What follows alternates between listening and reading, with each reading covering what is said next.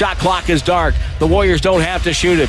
Buddy Hield's going to dribble this one out. And a gutsy, hard-fought, huge victory for Golden State as they win Game 1 with Steph Curry back in the locker room with a strained left hamstring for over half the game. And the Warriors, with only 1 day of rest after a tough Game 7, they have captured Game 1 of this Western Conference semifinal series.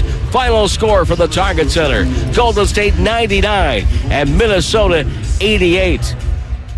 If I would have told you, headed into Game 1, Western Conference semifinals, a couple of days after the Warriors won an emotional series in Game 7 in Houston, that Steph Curry played just 12 minutes and 54 seconds before leaving with a left hamstring injury that pretty quickly he was ruled out of the game with, that the Warriors still won by double digits, what would you have told me?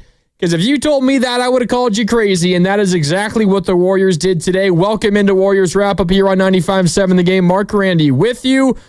Wow. What the Warriors just pulled off is nothing short of miraculous. 99-88 is the final score. Steph goes down early in the second quarter, and the Warriors respond by winning anyway. A true strength in numbers win. Buddy Heield, amazing for the second consecutive game.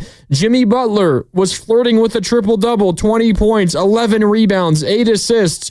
Draymond Green had 18 points. He also was somewhat close to a triple-double, 18 and 8 and 6. He made 4 threes, and they all came in rapid succession in the second quarter, which was before and after Steph went down with the injury. You got great efforts from Pat Spencer off the bench. Kevon Looney came in and played really meaningful minutes in the fourth quarter, specifically on the defensive end. You got a little bit of something from just about everybody, and the Warriors win this game as a result. Welcome into Warriors Wrap-Up here on 95.7 The Game. Mark Randy with you. Wow. The final score, once again, 99-88. The Warriors, they win Game 1 in Minnesota. They do it in a game where Steph doesn't even reach the 13-minute mark as he leaves with a left hamstring strain. We're going to hear from Coach Kerr coming up a little bit later on tonight, but I'm going to spoil a little bit of what he says because we got to get this information out as soon as possible. Steve Kerr has already spoken. The Warriors are officially calling Steph Curry day-to-day with that left hamstring strain. Kerr said that Steph was, quote, crushed about the injury, and he added that the Warriors are operating under the assumption that they'll be without Steph Curry in Game 2. That is not official, but Steve Kerr said the Warriors are planning as if they won't have him, and that is the right way to go at this point, considering hamstring strains can be pretty tricky. You won Game 1, not that Game 2 isn't important, but even if you had Steph, the Warriors' goal, I'm sure, was win at least one game on the road, and they've already done that. So we will see what Game 2 holds coming up on Thursday, but again, the update from Steve Kerr: Steph Curry is day-to-day with the hamstring strain, and that the Warriors are operating under the assumption, again, it's not a done deal, they're operating under the assumption that they'll be without Curry in Game 2. That is the bad news. It is potentially really bad news. Hamstring strains can be really tricky. We don't know how long Steph is going to be out for. We don't even know for sure if he's going to miss Game 2. That is the bad news, and it has the potential to be really, really bad news. But the Warriors found a way to win this game anyway. Again, the final score 99-88, and we could go up and down the roster, and we could find something that each and every Warrior that played in this game, how they contributed and helped the Warriors win this one. And that's what we'll be doing here for the next hour, 2 hours, however long you guys want to keep going for on Warriors Wrap-Up. That is our schedule. So if you want to get in, give us a call, 888-957-9570.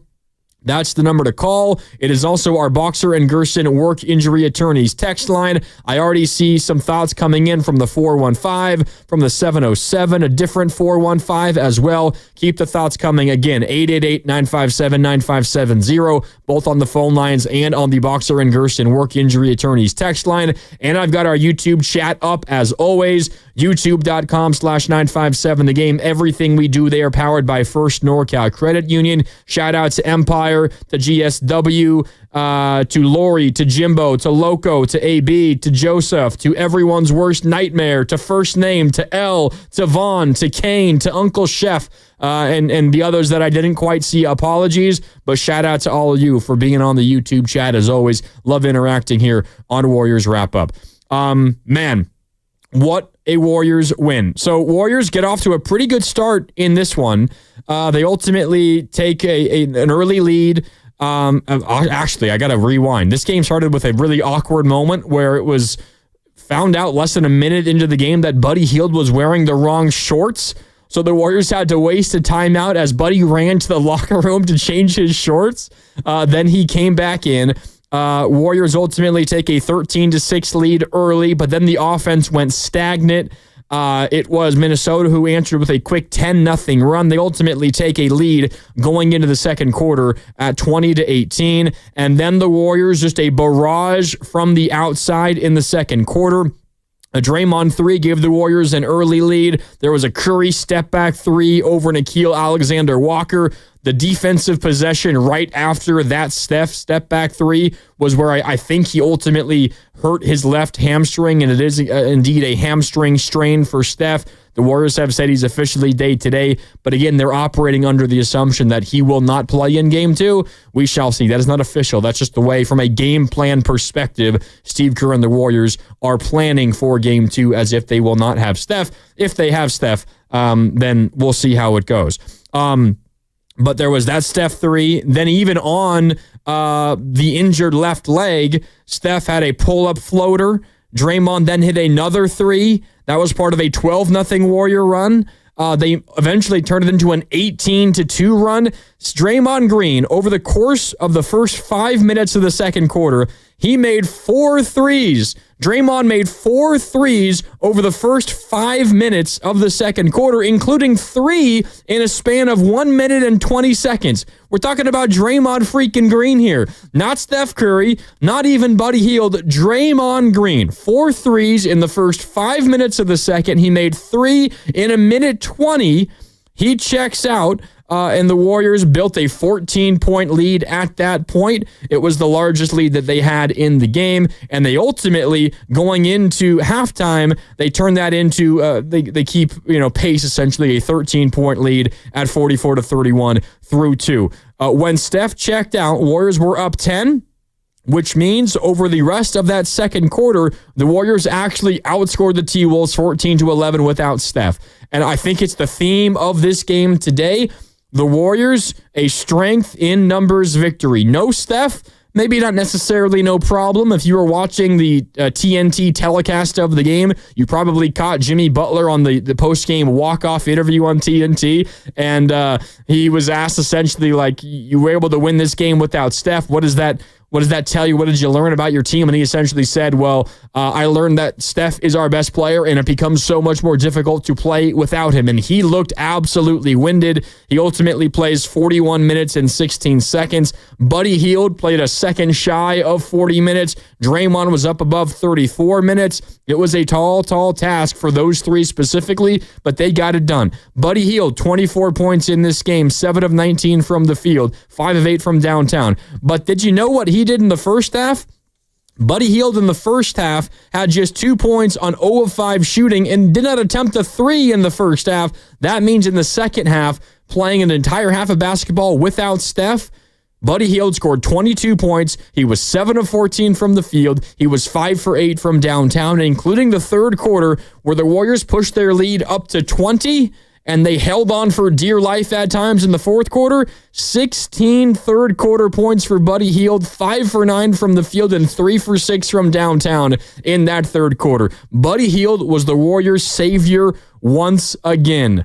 Wow, Buddy freaking Heield, Draymond freaking Green. Jimmy Butler was really, really good again. Again, flirting with the triple-double, 20 points, 11 rebounds. 7 of them were offensive rebounds, by the way. 7 offensive rebounds for Jimmy Butler. Add on to that 8 assists, 2 steals, only turned the ball over once, and once Steph checked out, Jimmy was the Warriors' primary initiator. I mentioned this was a strength in numbers victory. Gary Payton II hit one of the biggest shots in this basketball game Towards the end of the fourth quarter, Minnesota got back within 9 at 85-76, 6 minutes to go in the fourth quarter. The closest they had been in a really long time, since like early in the second quarter, the closest that they had been, within 9, 6 to go. The crowd was into it in Minnesota. They had all of the momentum, and I don't know how you guys felt out there, and you can let me know, 888-957-9570. The way I felt was, I'm not sure the Warriors have enough offense to bring this one home. And then what happens? Jimmy Butler drives, kicks to the corner, GP2, open three, splash, gets it from the corner. And then after that, it was Jimmy Butler with a little bit, and then it was a Heield corner three, or left wing three off another Butler assist, and the Warriors, they ultimately go back ahead by double digits, and then they ride those shots to a victory. There was also a stretch earlier where a similar run for Minnesota, and it was Buddy Heield that made a three. Then Jimmy Butler, a mid-range shot off a broken play. It was just, the offense in the fourth quarter was a struggle. The Warriors only scored 19 points in the fourth. Every single one of those points were huge, and it felt like the Warriors had to scratch and claw for every single one of those made field goals. It was not easy, but they found a way to get it done. And you really got to shout out their defense as well, specifically in the first half. Minnesota only 31 points in the first half. They did not make a three until the third quarter. They were 0 for 15 from deep in the first half. Wow. What a Warrior win offensively. Again, the heavy lifting was Buddy Heield, Jimmy Butler, Draymond Green. You had a nice couple of clutch buckets from Gary Payton II. Jonathan Kuminga made a big three to begin the fourth quarter. He had 7 points. He had a timely bucket or two. You got contributions up and down the lineup. Pat Spencer, a big stretch in the third quarter. He kind of calmed things down, made a couple of buckets, got a couple of steals. One of them led to a Buddy Heield three. I thought Pat Spencer really was good in his minutes. And then everybody playing well defensively. Podziemski really struggled offensively, and his shot is something that we're going to have to talk about a little bit later on. 1 for 7 from the field. But he was part of the reason why the Warriors were able to limit Anthony Edwards. He scored 23 points, but had 9 of 22 shooting. He scores 23 on 22 shots. You will take that every single time. And he had just 1 point in the first half. Did not make a field goal in the first half. I thought Podziemski defensively was good. Draymond was amazing defensively. Jimmy Butler was good defensively. GP2 was good defensively. Kevon Looney, maybe the unsung hero of this Warrior team, and it's been that way for a couple of years now. Maybe not quite as much this year as in years past, but I thought his minutes in the fourth quarter were amazing. And I'm going to go to the phones here in just a sec, so if you want to join in, 888-957-9570. That's the number to call. Draymond Green checked out with his fifth foul, 6 minutes and 37 seconds left in the fourth quarter. 6:37 left. And again, this is kind of in the middle of a Minnesota run, and Draymond has to check out. And I think everybody around Dub Nation is holding their breath in this moment. What is Minnesota going to do? Their offense is getting into a rhythm. Draymond checks out. This might get ugly now. And what does Kevon Looney and the Warriors do with Draymond on the bench?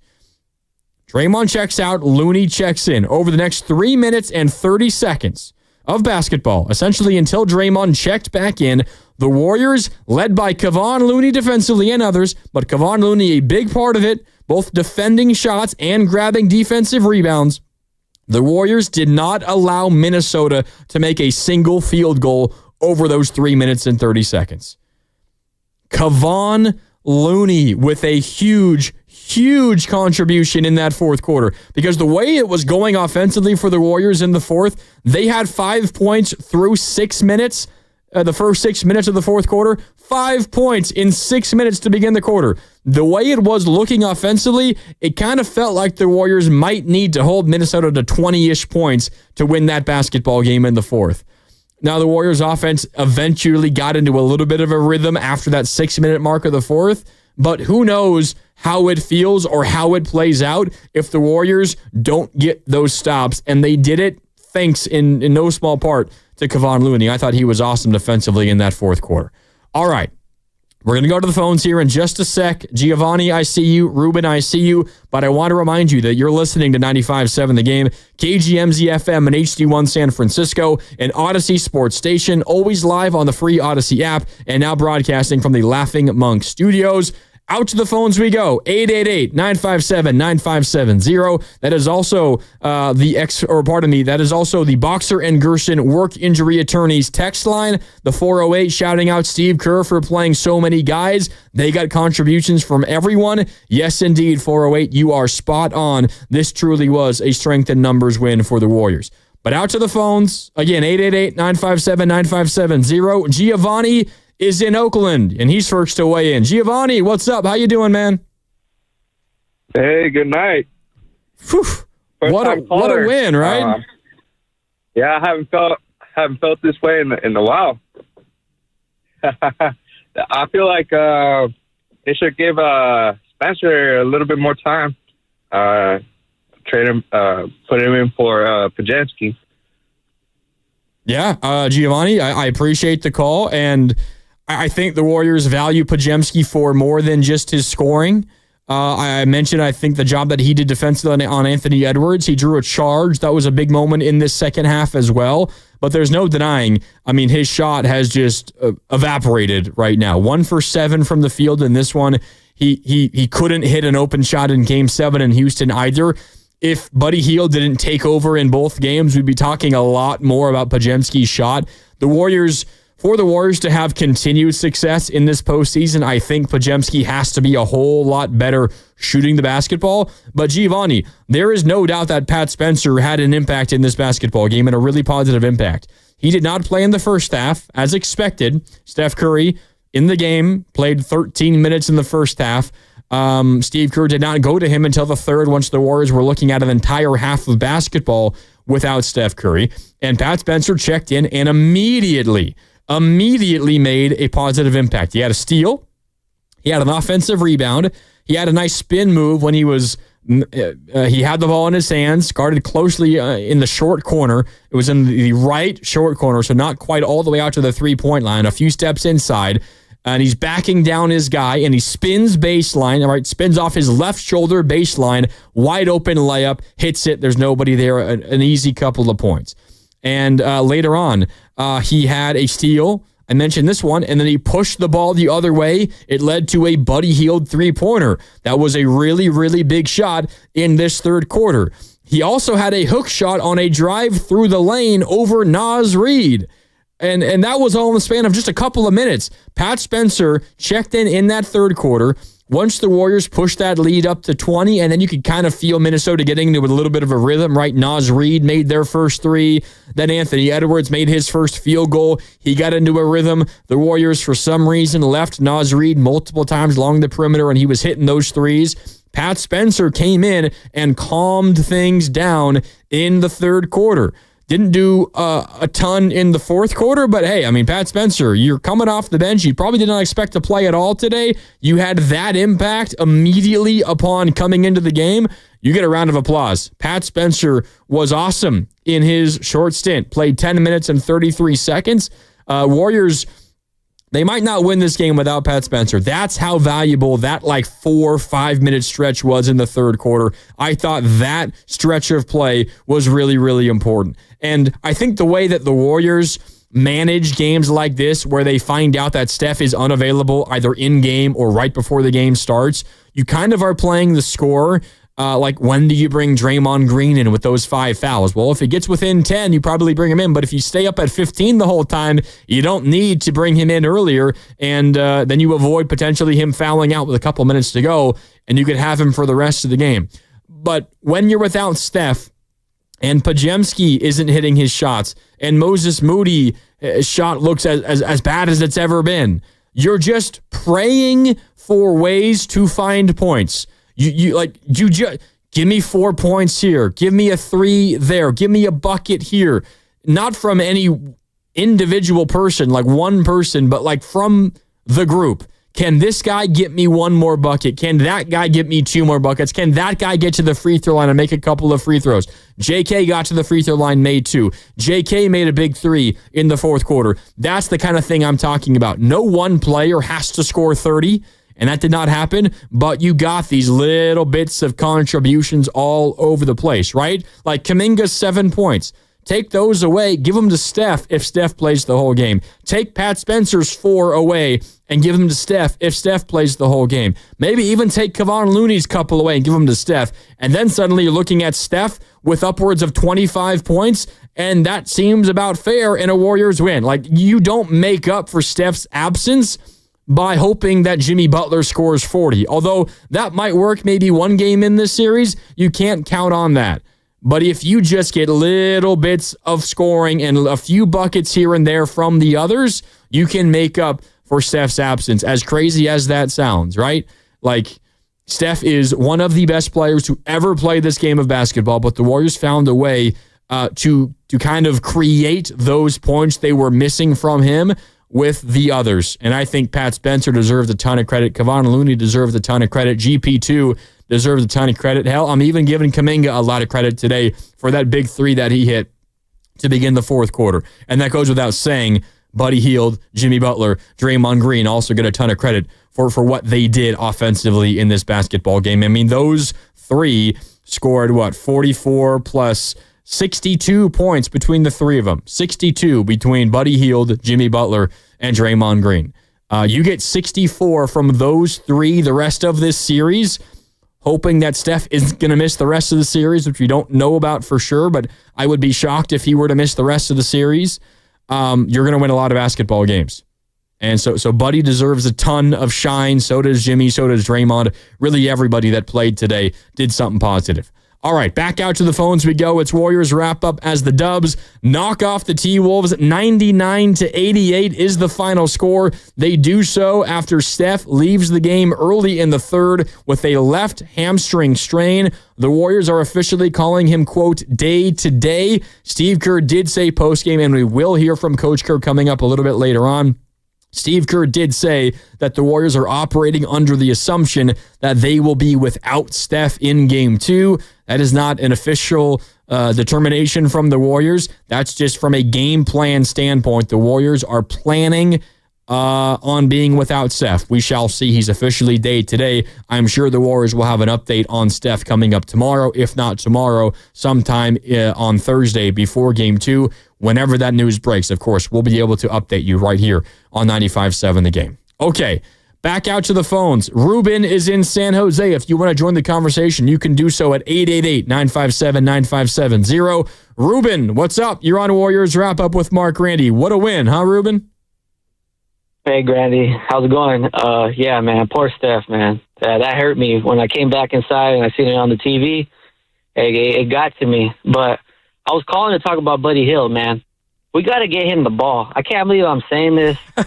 You know, mid-season, I wasn't really too fly on Buddy, but now, man, last game it could have been, a one-hit wonder, but right now, I can't believe I'm saying this. We got to get him the ball. Like, his confidence is, like, on a high right now. And, like, that post-game interview, he said it's just unspiritual, him in the net. I don't really know. I watched some of it, but him right now on that catch and shoot on the corner, he's just splashing it. And I was watching the game with my buddy, and he kept saying like, "Oh, get Butler the ball," and I was like, "Man, why don't you give Buddy the ball? He's over there in the corner, just let him shoot it." But then for some reason when he drives to the rim, I get scared because I don't know what he's going to do. He could just throw it out of bounds or he could just pass it or whatever. And I get scared. I'm like, that's not his strength. His strength is just catch, shoot. And, shout out to Pat Spencer, like the last caller said. And I think he's a dog, man. Pat Spencer's a dog. And, yeah, man, we just got to get Buddy the ball so he can just shoot. Because I have a feeling like he's evolving right in front of us. And, he's going to take us. I can't believe I'm saying this. I've been telling a group chat. I have a Warrior group chat. I've been telling my buddies, like, hey, man, Buddy's going to take us to the promised land. And if we win this chip, I told my buddies, like, I'm going to get a Buddy Hield jersey. Put it as that. Oh, I love it. I love it. Thanks for the call, Ruben. Yeah, I mean, Buddy has been amazing. And I think a lot of Warrior fans are probably going through, like, the same confusion that you are. Like, I mean, there's a point, and really, I mean, yeah, you've got Jimmy Butler, but like he's not like your go-to. I mean, he can go and get you a bucket, right? But like in terms of floor spacer, you're in need of a bucket. Like you're in a fast break. Like let's get someone open on the perimeter and have them shoot a three. Like when Steph was out, and the way that Jimmy Butler or the way that Buddy Hield is shooting right now, it's Buddy Hield and then nobody else. Like I want Buddy Hield shooting the basketball and then nobody else. Like and the fact that was the winning recipe in a Warriors postseason game is absolutely crazy. And I know this sounds like Buddy Hield slander. It's not. It's just like, I mean, before Game 7, and Buddy was good in Game 3 and Game 4, but nowhere like in Game 7, and not even like this game today. He was good, and he made big buckets in Game 3 and 4 versus the Rockets, but it was still relatively like high volume. He wasn't shooting super efficiently, but Game 7, he was incredibly efficient, Buddy Hield was. He scored 33 points on 9 of 11 from downtown and 12 of 15 from the field, and he backs that up today by scoring 24 points on 7 of 19 shooting and 5 of 8 from downtown. Also grabbed 8 rebounds and dished out 3 assists and did not turn the ball over once. Like, Buddy Hield was option 1 on a Warriors postseason team that won a game on the road versus one of the hottest teams in the NBA.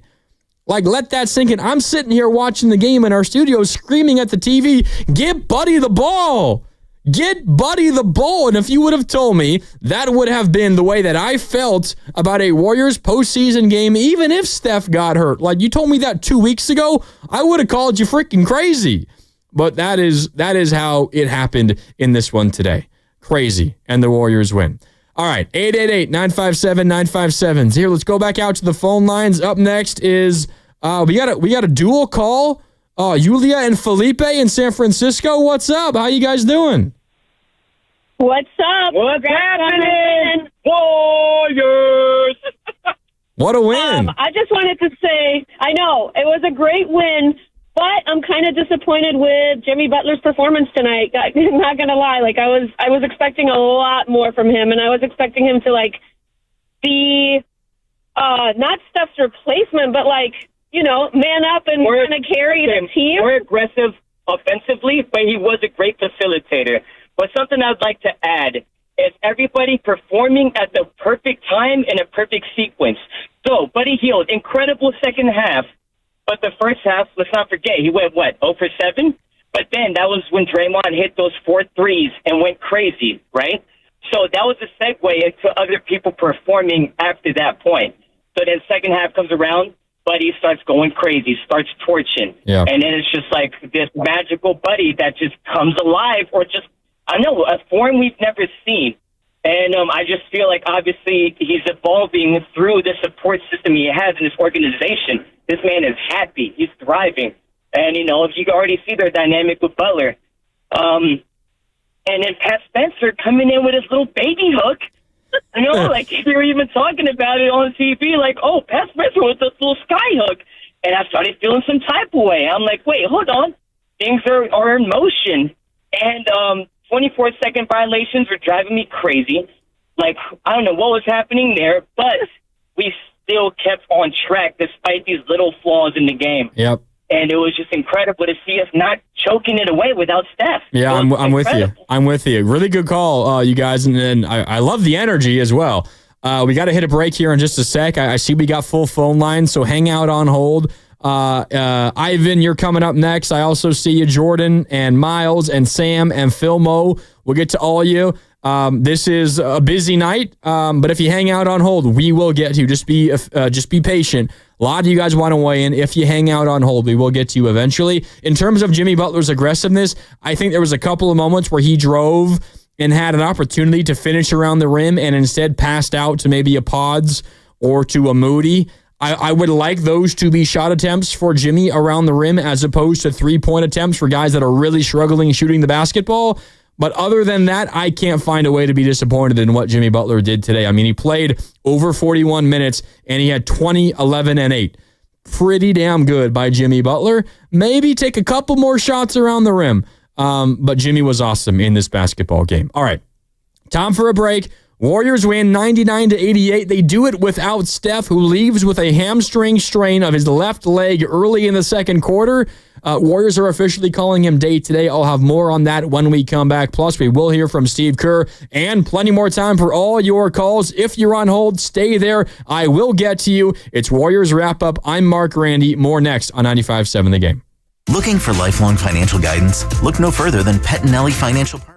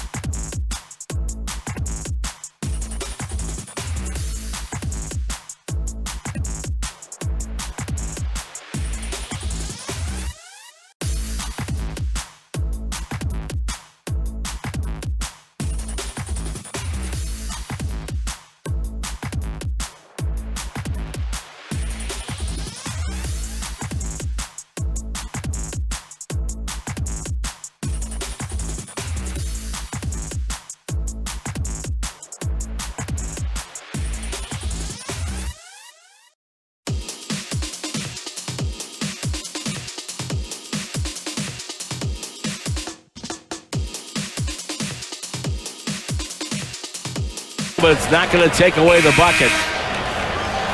My goodness. Now back to Warriors Wrap Up on 95.7 The Game. Oh, what a win. 99-88 Warriors in Game 1 versus the T-Wolves in Minnesota just 2 days after they won Game 7 in Houston. That, of course, being the Warriors. To even get to this spot, then they lose Steph early in the second quarter, and they shake it off and they win 99-88. Steph checked out. How about this? Steph checked out with the injury, and it's kind of crazy. He hit a patented Steph left wing step back three over the long Nickeil Alexander-Walker. And then he had a defensive possession. He grabbed the defensive rebound, and just before he grabbed that rebound, he grabbed at his upper left hamstring. He grabbed the rebound, kind of slowly jogged up the court, clearly favoring that left hamstring.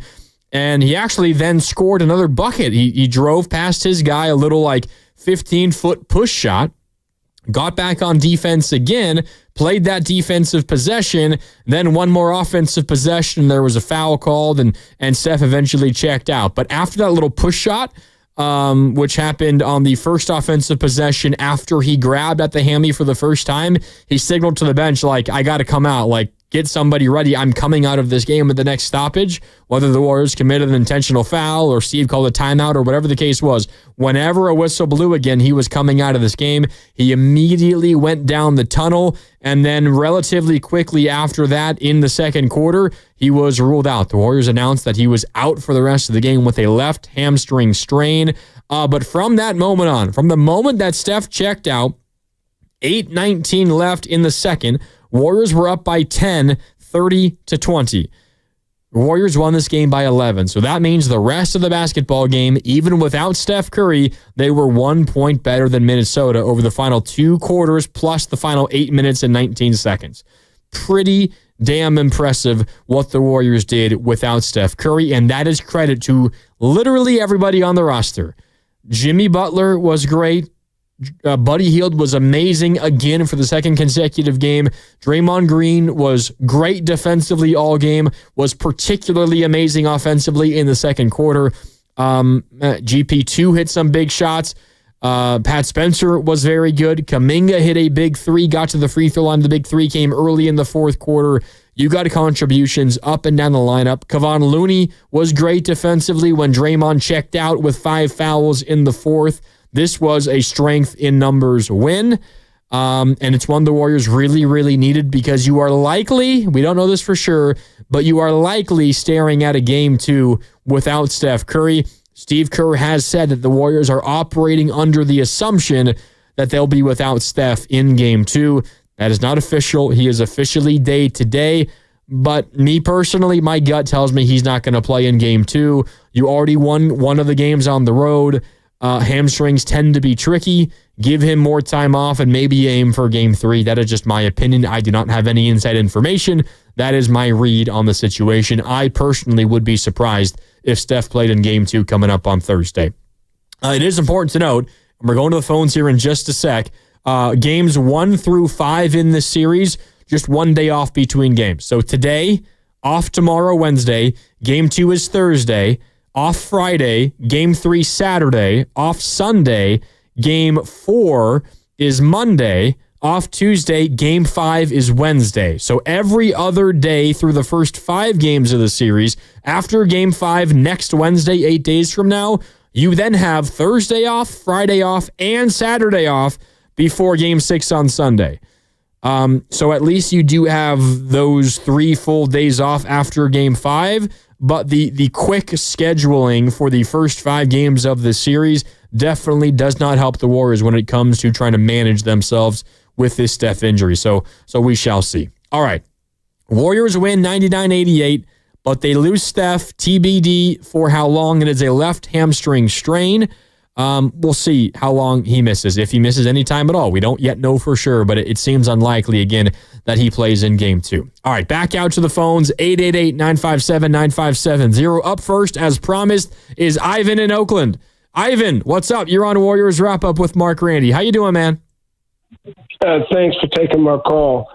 I just wanted to say the Houston series both helped and hurt the Golden State Warriors at the same time. And they helped them because all of a sudden, Houston beat them up, basically.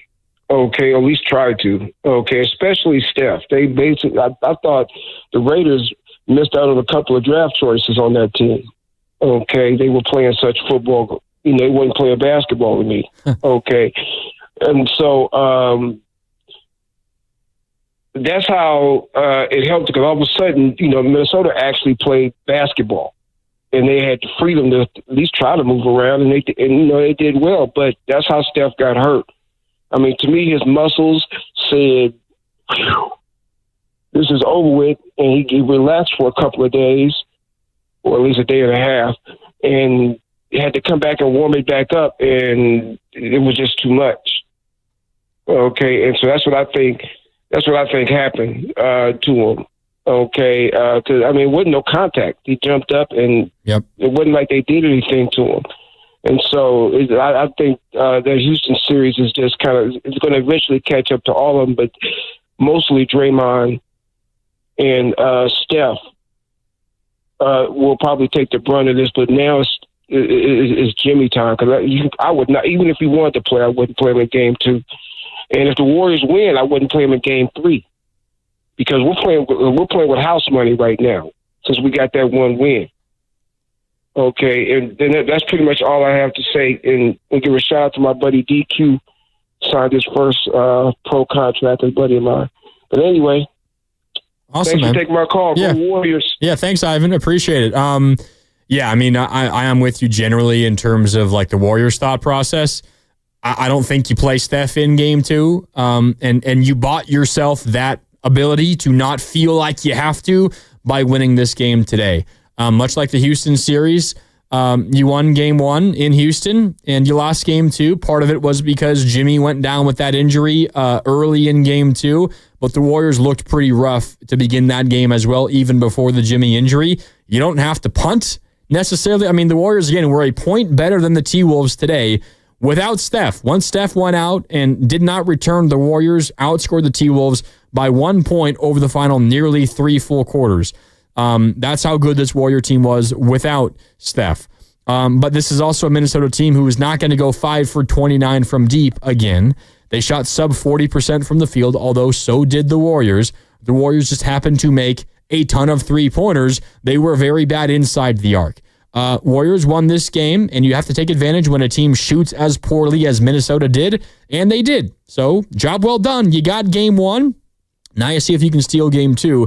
We don't yet know if Steph is going to be playing in that game or not. Again, we're going to hear from Steve Kerr coming up. What I can tell you is the Warriors are calling him day to day, but Steve Kerr said for planning purposes, for game plan purposes for Game 2, they're operating under the assumption that they'll be without Steph for Game 2, but only time will tell. We shall see. All right, back out to the phones. Jordan is in California, and he's up next. 888-957-9570. Jordan, how you doing? Hey, how you doing? Doing good. I'm doing good, man. Hell of a Warrior win. Just a little worried about Steph, Yeah, obviously, he's the guy out there, so we wouldn't want him back going forward in the series. But I just wanted to ask, how do you feel about Quentin Post and his limited minutes, knowing that he's such a big guy and we're playing against such a big team? It's a good question, Jordan. I thought coming into this series that there might be a little bit more room for Quentin Post because he gives you a couple of things. He gives you some size, not that he's a rebounder and not that he's going to be a guy who can defend down low in terms of like a guy posting up on him. That's not his strength, but he also spaces the floor offensively. His shot has kind of disappeared from him as well. He didn't get up a shot today in 6.5 minutes. But I thought that he kind of serves two ways for you in this series. He gives you some size to combat, whether it's Naz Reid or whether it's Randall or whether it's Gobert or some combo of the three of them, any two-man combo of those three. He gives you a little bit of size, but he also spaces the floor. And I think you might be able to put him on Gobert. You just have to run the risk of you getting absolutely beat on the offensive glass, on your defensive glass, on Minnesota's offensive glass, because Post is not a great rebounder for his size, and one thing that Rudy Gobert does a very good job of is rebounding the basketball. He had 11 rebounds today. 4 of them were offensive rebounds. Only scored 9, but the reason why I think you might be able to put Post on Gobert is because Gobert is not an offensive threat who Minnesota's going to post up, right? Gobert scores on putbacks. That's about it. He was 4 for 7 from the field, made 1 of his 2 free throws, 4 offensive rebounds. That was the majority of his points on those second chance points. So it's not as if you're asking Post to defend an elite scoring big. You're asking him to just be a big body, box him out, at least be one of the guys to box him out, and then you can maybe space the floor on the other side and make Minnesota match up in ways they don't want to. Because Minnesota does not like to have Rudy Gobert manning a guy out at the three-point line. And if they do, everything opens up inside the paint for the Warriors. So I think as the series goes along, we might see a little bit more from Quentin Post. But he's going to have to be hitting his shots, and he has not of late. And in his 6:20 on the court today, he did not even attempt a single shot. But while he was out there, the Warriors went on a run. That was to begin the second quarter. Part of it was the Draymond threes. He made 4 in the first 5 minutes of that second quarter. Quentin Post in his 6+ minutes was a plus 14. That has less to do with him, honestly, and more to do with what happened while he was out there. But better than being a negative, no doubt about that. All right, back out to the phones as the Warriors win 99-88 in Game 1. Steph leaves the game with a hamstring strain in the second. The Warriors officially calling him day to day. Back out to the phones, 888-957-9570. Miles is in Fort Mason, and Miles is up next. Miles, welcome. It's Warriors Wrap-Up on 95.7 The Game. How you doing? Hey, Grandy. It's great to be with you. I don't know if I've been on with you before, and I have to start with praise, of course. We wouldn't be in this position without Buddy Heield and, timely shots from Jimmy Butler. Pretty much everyone across the board at least contributed in some way. I loved how Steve Kerr went to Braxton Key with 30 seconds left in the first half to at least put him in there. I know it was 30 seconds, but make use of your bodies. Everyone's tired after Game 7. So, and let's then turn to Steve Kerr. He has gotten so much criticism over, the past however many years from Warriors fans, as you know, but man, he has been on his game these last several games, pushing every button, pulling every lever, every last little wrinkle that you can throw. He's at least exhausting all possible options that are thrown his way. And for that, we need to give him credit. And with respect to Steph's loss earlier in the game, of course, losing Goliath, but we increased the lead, through most of the game when he was gone. I think it was a, 8 to 10 point, whatever lead, and then it increased it up to 20. Granted, they missed a lot of shots, but I was very impressed with the team without him. And so it did give me a lot of confidence that, we can function, win it 99-88 without him. And looking forward to Game 2, it's like, okay, we had a great game, but what needs to improve? Okay, Moody went 0 for 4. Pods was, I think, 1 for 8 with 3 points. Previous rotation sets are out the window. Kuminga just played 13 minutes. Kevon Looney gave us 13 minutes. Who's to say who's out and who's in? So let's continue, pulling in all the levers, as I'm saying. And, shout out to Kevon and just the steady stalwarts, Gary, who is playing very well. So I was joking with my friends that we can mail it in for Game 2, but I mean, at this point, we've shown that we can play well without Steph. Who's to say we can't win? So let's go Dubs. Shout out Grandy. Shout out 95.7. Take care, guys. Hey, appreciate the call, Miles, and thanks for the kind words. And yeah, first-time caller, but don't be shy. Call back next time here on Warriors Wrap-Up. I think over the Warriors' last 4 wins in the postseason, right? Take away Game 1 in Houston, but Game 3 at home versus Houston, Game 4 at home versus Houston, Game 7 in Houston, and then Game 1 tonight. The last 4 Warriors wins. Steve Kerr has pushed some button or some combination of buttons that has worked really well. In games 3 and 4, it was Buddy Heield in the starting lineup, and Buddy Heield had big games in game 3 and 4. And I guess a lot of them it's been the same buttons, but starts Buddy in game 3, it works out. Starts Buddy again in game 4, it works out. Then starts Buddy again in game 5 and game 6, it fails miserably. In game 6, he also starts GP2, and that was to match up with Van Vliet. That fails miserably. In game 7, Steve Kerr says, you know what? I'm sticking to my guns. I'm going back to Buddy Heield, despite him having 2 really bad games consecutively. He scored 4 points in games 5 and 6 combined. And Buddy Heield scores 33 points and makes an NBA record 9 threes in a game 7 to will the Warriors to a win in game 7. Steve Kerr pushed the right buttons in those wins. And then what does he do in this game? 1, he starts Buddy Heield again. I don't think it was that surprising considering the way Buddy Heield shot the ball in game 7. And then he deals with not having Steph for like the final 3 quarters of this basketball game. He throws in a player like Pat Spencer, who does a really good job. He manages the minutes without Draymond Green by putting Kevon Looney in there. And Minnesota goes without a made field goal over 3.5 minutes while Draymond rests.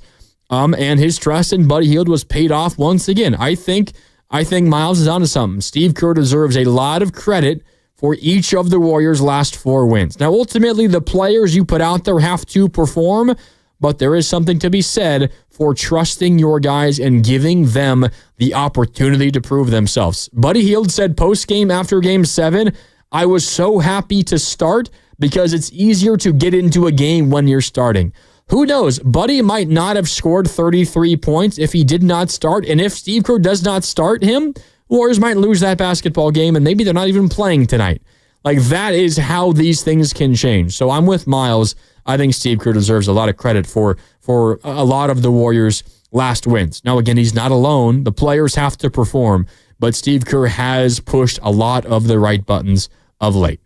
Back out to the phones, 888-957-9570. Sam is in Walnut Creek, and up next. Sam, it's Grandy with you here on Warriors Wrap-Up. How you doing?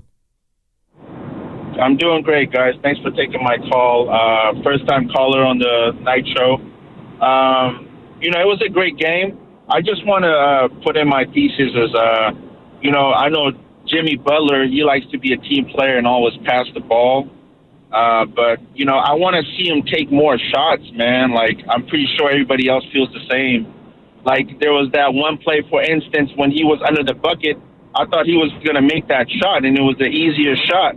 He ended up passing it, and the guy missed the shot. But, end of the day, it was a great, great game. Another thing is when we have a big lead, I feel like, we should stop making 3 points and make the easier shot so we could just extend the lead. You know what I mean? But end of the day, this is an easy I don't want to sound too cocky. This is going to be an easy win for the Warriors in the series. I say Warriors in 6. But yeah, man, thanks for taking my call, brother. Yeah, appreciate the call, Sam, and thanks for first-time call here on a Warriors Wrap-Up. Don't be shy, keep calling back. I also locked in a Warriors in 6 prediction before this game tipped off.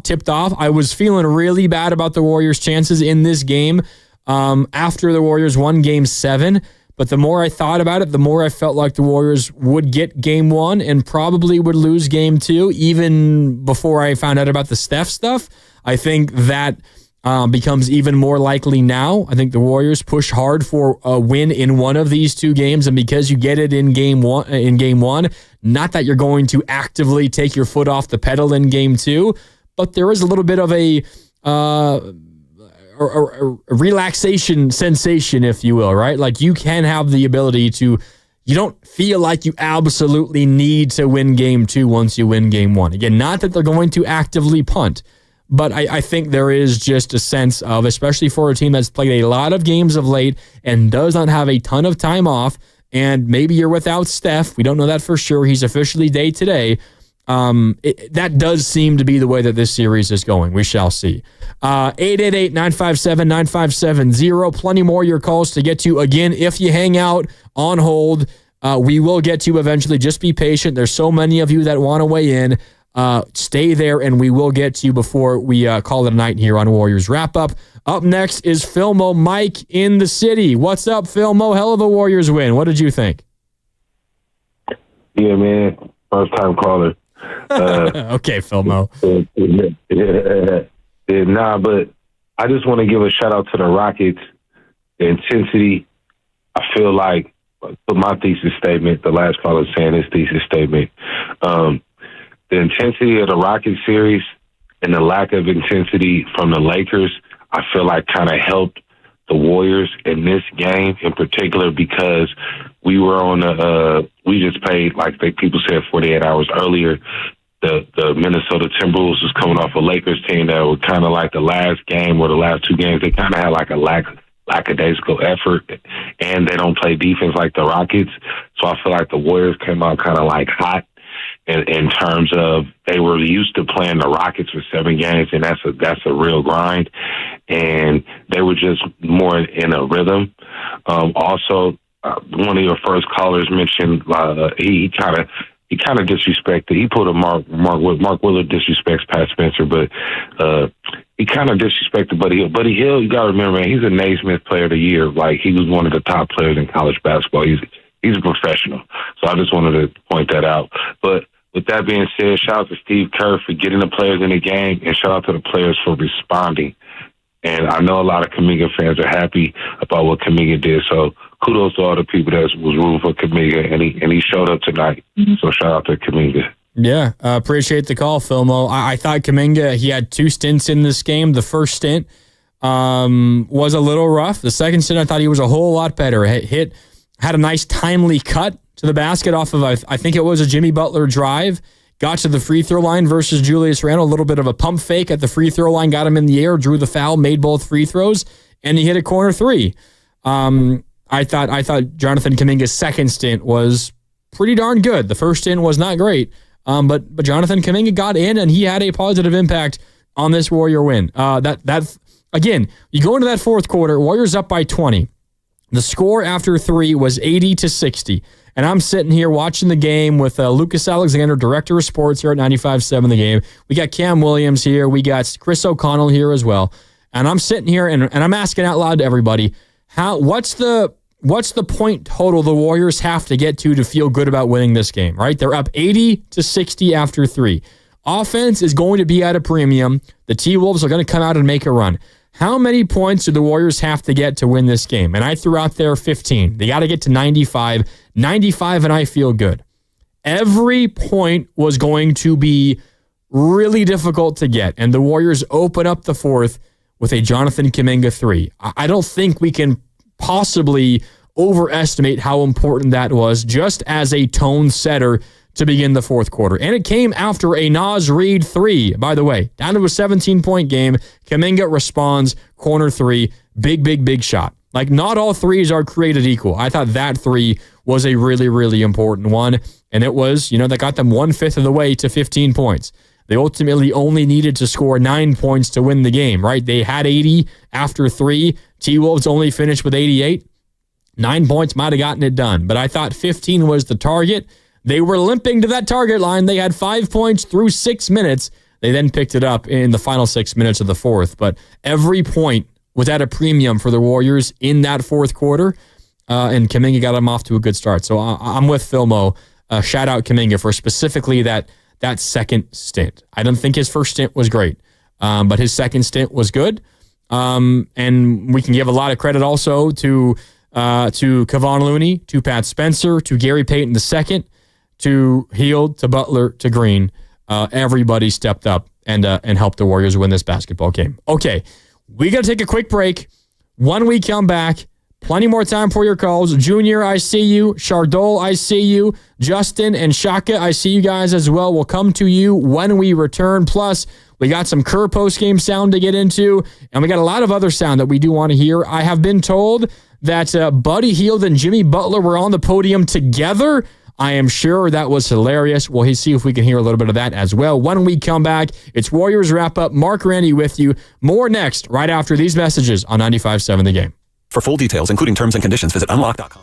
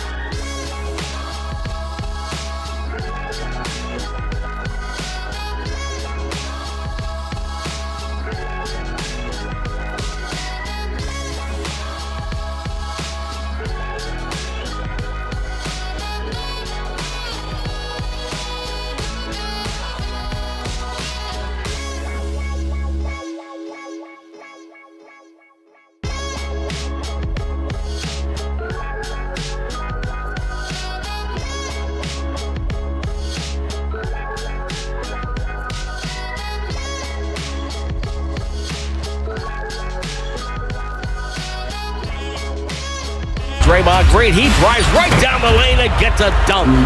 It's 40-28 Warriors. Draymond Green was 16 of the 40 points for Golden State. Now back to Warriors Wrap Up on 95.7 The Game. What a win. 99-88 Warriors over the T-Wolves in Game 1 of the second round conference semifinals in the Western Conference. Steph Curry leaves the game with about 8 minutes to go in the second quarter, a left hamstring strain. The Warriors are officially labeling him as day-to-day. Steve Kerr has said that the Warriors are planning essentially as if they're going to be without Steph Curry for Game 2. That is not official, but that is the Warriors' plan at this point. It does seem likely that he would not play, just considering the circumstance of the series. You already won one of the first 2 games on the road. That is generally your goal, but we shall see. Only time will tell. We do not yet know that for sure. I'm imagining that he's going to get an MRI tomorrow, and the Warriors will give us the results of that. We shall see, but he did not play in the entire second half, did not play the final 8+ minutes of the second quarter, but the Warriors, even ever since Steph checked out, the Warriors outscored the T-Wolves by a single point, and they ultimately win. 99-88 is the final score. Who was the most surprising contributor, or what was the most surprising contribution? Was it Draymond making 4 threes in a 5-minute span? Was it Buddy Heield following up his epic Game 7 with another epic game, scoring 24 points, 22 of which came in the second half? Was it Pat Spencer checking in on short notice and immediately providing a positive impact? Was it GP2 hitting a big corner 3 in the fourth quarter? Was it Jimmy Butler, a near triple-double? Was it Draymond's overall game? Was it Looney defensively? I mean, there's so many to choose from. What was the most surprising contribution in this Warrior win? So many to choose from, and the Warriors needed each and every one of them to win this basketball game. You can weigh in on that and anything else that you want to on the phone lines and on the Boxer and Gerson Work Injury Attorneys text line. The 510 saying Pat Spencer is solid. The 925 saying Spencer, the PE teacher, should start next game. A lot of Pat Spencer love on our Boxer and Gerson Work Injury Attorneys text line, but you can weigh in on that, anything else you want. Again, both on the text line and on the phone lines at 888-957-9570. And as promised, back out to the phones we go. Junior is in Pacifica, and Junior is up next here on Warriors Wrap Up. Junior, you're on with Grandy. How you doing? Right, Grandy. Good to be talking to you. 2 quick comments and an answer to your question. Okay. First comment is solid work again. I'm always very reassured when I hear you popping up on all sorts of shows. Really appreciate your good work. Thank you, man. Tonight, yeah, sure, you're welcome. It's sincere, and it shows more tonight with this huge set of surprises we got in front of us. The other comment I have is, as a soccer/football, world football fan, I don't think we're talking about this hamstring injury correctly. I think I will be very happy if Steph is back in a week for Game 5. His hammies are serious, and I will feel really good if we get him back in good shape that soon, and he can continue through the playoffs. So I'm crossing my fingers for that. I think this is kind of a big deal. I hope I'm wrong. To answer your question, the star of tonight's Warriors victory with so many surprising and fun performances lives in Minnesota, and his name is the Timberwolves. What is up with these people? If I was a Timberwolves fan, I would be finding a lake and sticking my head in it and not bringing it back up until someone made me. Wow. I would be so eager to face the Timberwolves in the Western Conference Finals or the NBA Finals if I were the other teams that are still in the playoffs. What is up with these guys? Please, if there is a way to do it, and I'm sure other people will address this question, but I'm very interested in your take. How are they not frauds and losers after tonight? Appreciate the call, Junior. And first of all, thanks for the kind words. Really, really appreciate that. This is a gut punch for the Timberwolves. Game 1, You were the 6th seed, and you have game 1 of the second round at home, first of all. You had 5+ days off, right? 5 days plus, all day leading up to the tip-off of this game, 6:30 out here Pacific time, 8:30 local time in Minnesota. The Warriors had to play a game 7 after losing game 5 and losing an emotional game 6 at home, fly to Houston, pack their bags for a week, pack their bags with Minnesota in mind, win game 7, then fly to Minnesota yesterday, getting ready for the game today. You lose Steph in the first half, and you still win? The Warriors do? That's a gut punch for the T-Wolves. An absolute gut punch. Now, this is a really good basketball team. I think a couple of things happened. The perfect storm of Warriors off-the-bench contributions. I mean, you got literally something from like 90% of the Warriors players that played today. And I could go back through the tape and probably find something positive. I don't want to single out Moses Moody, but I mean, he really struggled in this game, and his shot has disappeared from him entirely. But I have to go back and comb through. I'm sure he had a good defensive play here or there. You could find a positive contribution from everybody that played in this basketball game. So a perfect storm of all of that. And you combine that with Minnesota just not being able to make a single shot. 0 for 15 from deep in the first half of this basketball game. Just absolutely atrocious shooting. I think it was for the T-Wolves offensively, it was a combo of 3 things. It was really good Warriors defense. I thought Draymond Green was very good as always. I thought Podziemski, really good job on Anthony Edwards, specifically in the first half. And the Warriors as a team defended Edwards really, really well. He finished with 23 points, 22 in the second half, but got those 23 points on 22 shots. You do that to Anthony Edwards in every single game this series, the Warriors might sweep, they might win in 5. Like, Edwards has to be more efficient for Minnesota. I think the Warriors defense has an ability to really make things tough on the T-Wolves for the majority of this series. It's not going to look like tonight did, though, for all of the games. It was a combo of good Warriors defense. That was one part of it, maybe 1/3 of it. Another third of it was Minnesota just missing shots they normally make, and that happened Houston game 1 as well. Then Van Vliet came around and was MVP levels for the rest of the series for the majority of it. So Minnesota will make more threes. They'll make more of their open threes, right? They'll also probably shoot more threes. They didn't get a ton up. They shot 29 threes. They'll probably get more up going forward. And then it was also absolutely terrible execution. And I think I saw a comment on this earlier on our Boxer and Gerson work injury attorneys text line. I can't recall exactly when, so I apologize. I can't shout out the area code that it came from. But it essentially was saying this is where rest versus rust weighs in. The T-Wolves were rested, but they seemed a little rusty. I think you could see that in some of their execution in the fast break. How many times would they have an advantage, whether it was off of a Warrior turnover? And they turned it over 18 times today, by the way, the Warriors did. It was not a clean execution game for the Warriors, but they still won by double digits without Steph, which is pretty damn incredible. But whether it was off of a Warrior turnover, off of, a missed shot that turned into a long rebound and kind of a quasi-fast break for the T-Wolves, how many times did they have an advantage in those situations and just threw the ball away? I mean, it happened like 6 times in the first half. The Warriors kept dodging bullets, and I would not count on that going forward. But when that does happen, like Houston game 1 and like tonight, you have to take advantage, and the Warriors did that with this one today. So you have to win games when your opponents play poorly, and that's what the Warriors did, regardless of who's available for you. This is the postseason. Nobody's gonna cry that the Warriors were without Steph Curry for the majority of this game. You got to take care of business when your opponent struggles, and the Warriors did that in this one today. Final score, 99-88. Steph Curry leaves in the second quarter with a hamstring strain. And one other thing that our caller brought up, Steph's hamstring injury. Look, I don't think there's any reason to speculate. We do not know what the injury is. I think the Warriors calling it day-to-day is a positive, but we're going to find out. All I will say is generally hamstrings tend to be pretty tricky. But I'm not going to speculate on how many games I think he's going to miss. I don't think he's going to play game 2. We'll see game 3. we'll see. We'll see how it goes from here. Again, you have 1 day off between each and every game for the first 5 games.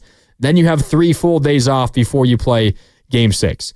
We shall see. But hamstring injuries do tend to be a little bit tricky. All right, back out to the phones in just a sec. 888-957-9570. First, though, you're listening to 95.7 The Game, KGMZ FM in HD1 San Francisco, an Odyssey sports station, always live on the free Odyssey app, and now broadcasting from the Laughing Monk Studios. Who was the most surprising contributor? What was the most surprising contribution in this Warrior win?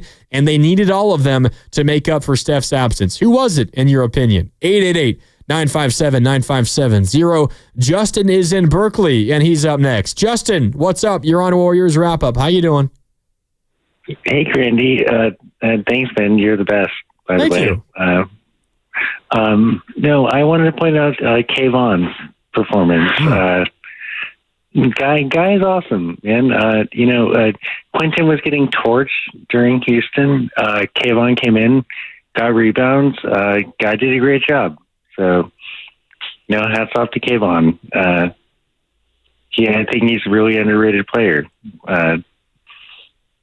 Yeah, Justin, I appreciate the call, and I think Kevon Looney was really good in this game as well. I mean, you look at his box score, and you're not going to think anything of it. He played 14 minutes. He had 2 points. He had 6 rebounds. He had 2 steals. He had a block shot. Sorry about that. We're good. I got the legal in already. You don't need to do that, Cam. I'm just playing with you. But I thought Kevon Looney was really good in this game. Again, one of the biggest moments in this basketball game was midway through the fourth quarter. Let me go find this exactly in my notes. Draymond picked up his 4th and 5th fouls in a span of 38 seconds with 7 minutes and 42 seconds left in the fourth quarter. And this was while the T-Wolves were making their run. Right after that moment, and Draymond stayed in for a bit, right after that moment, Minnesota got within 9 points, which was the closest they were the entire second half. It was 85-76 with 6 minutes and 2 seconds left in the fourth quarter. Draymond checks out with those 5 fouls. And then what happens with Kevon Looney in? Kevon Looney checks in with 6:37 left. He checks in for, again, Draymond Green. Minnesota then goes without a made field goal until the 3-minute and 30-second mark of the fourth quarter. That is 3 minutes and 37 seconds between made field goals for Minnesota without Draymond on the floor. We're talking about a Warriors defense without the man who finished 3rd in DPOY voting this year and is widely considered to be one of the best defenders of this era of basketball, and for the Warriors has always been the guy for them defensively. He checks out, and somehow your defense gets better.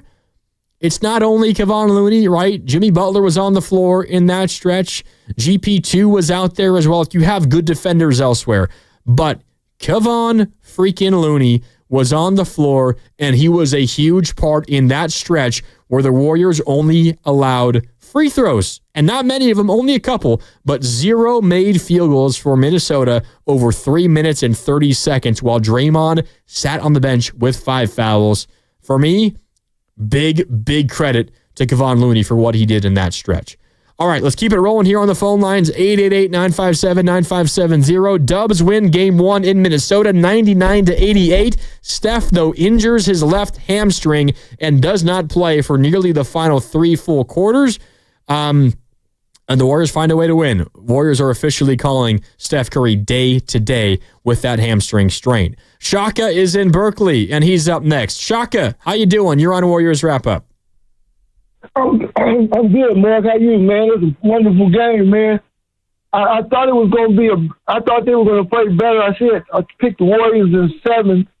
They looked real timid, the Timberwolves. So I'm going to stick to the 7, but because the Steph injury, that soft tissue injury can be lingering. You know, so you don't want to rush him back because if he tweaks it again, he could be out for the whole year.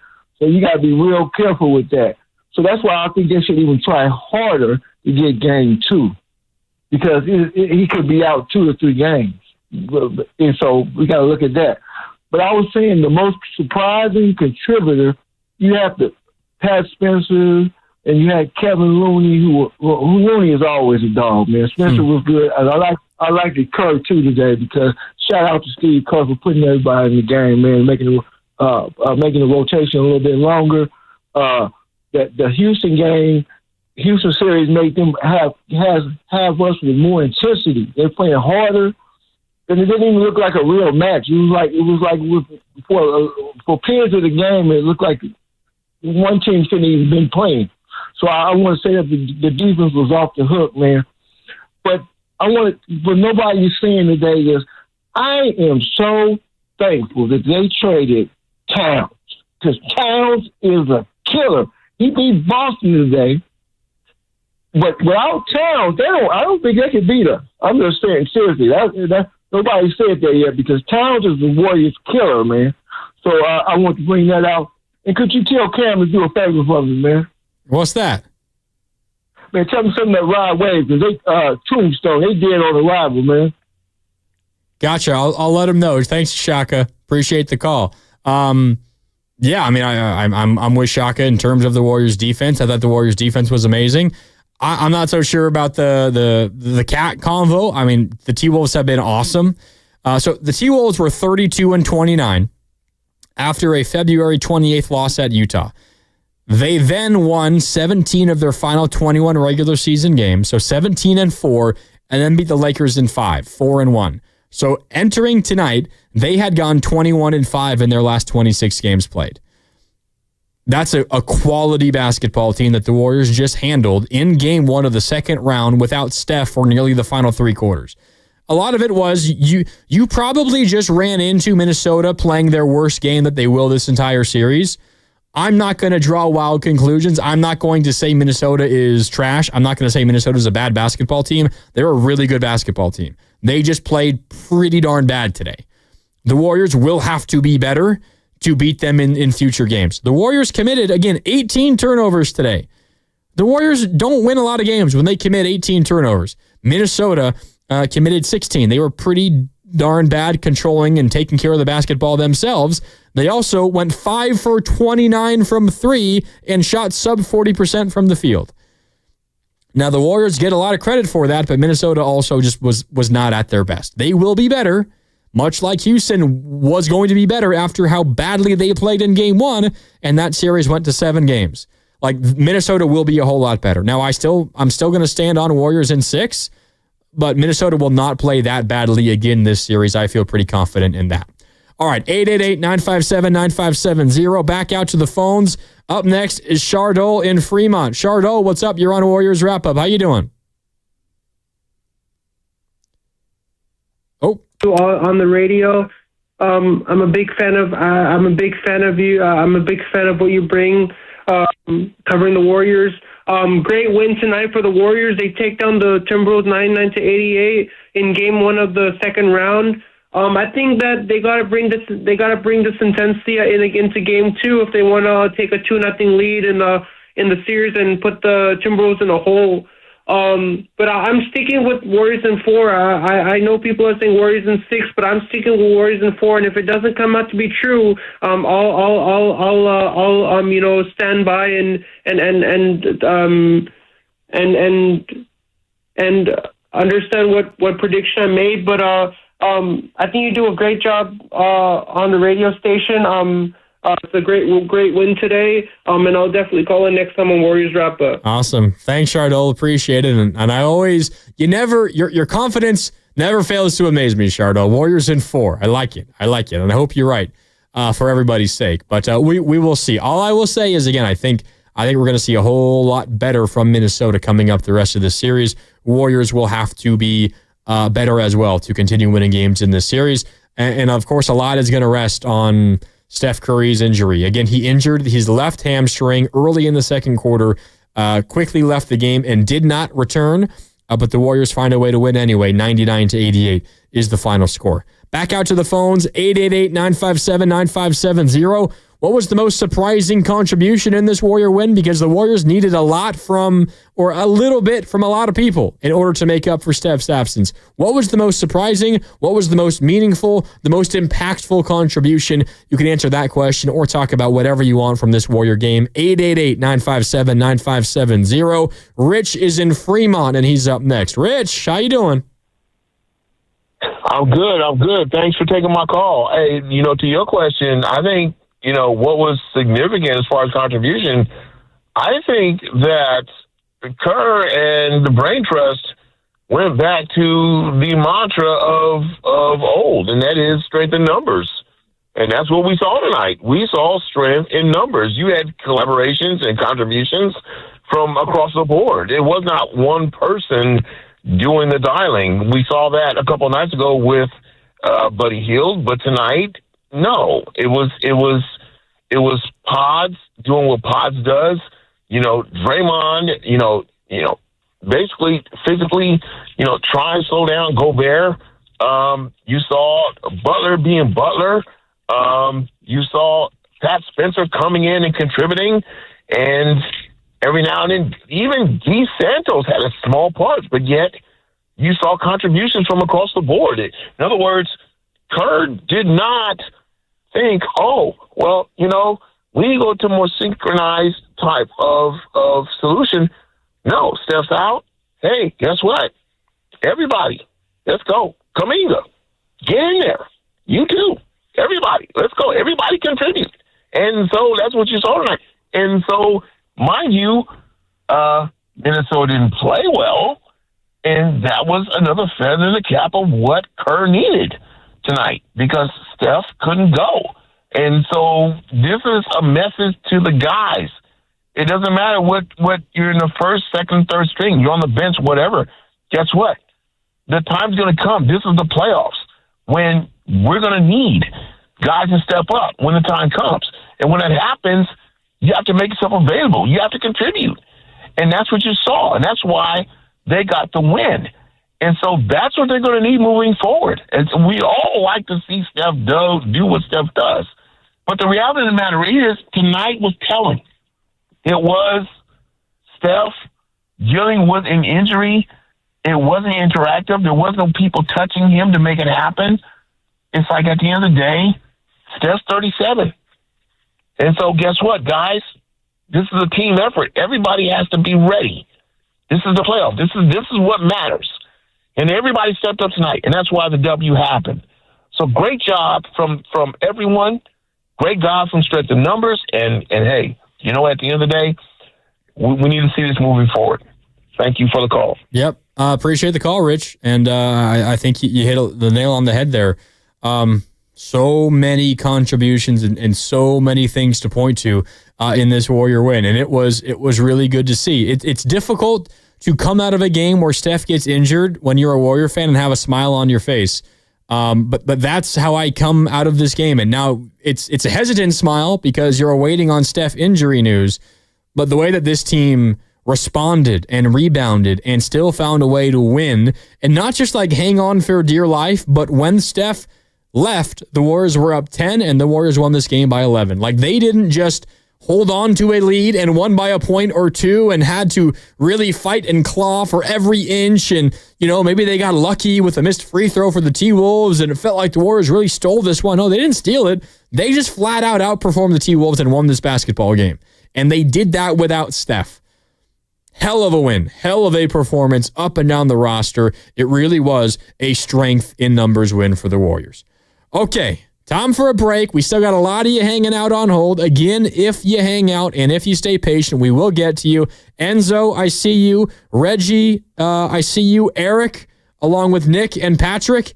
We'll get to all of you when we come back. Plus, we do have a lot of post-game sound that I want to get into. We got so much still to get to. We don't have a lot of time to do it in. We'll do it when we come back. It's Warriors wrap-up. Dubs win Game 1, 99-88 in mini. Mark Randy back with you next on 95.7 The Game. Abundant Life weight loss is kicking off.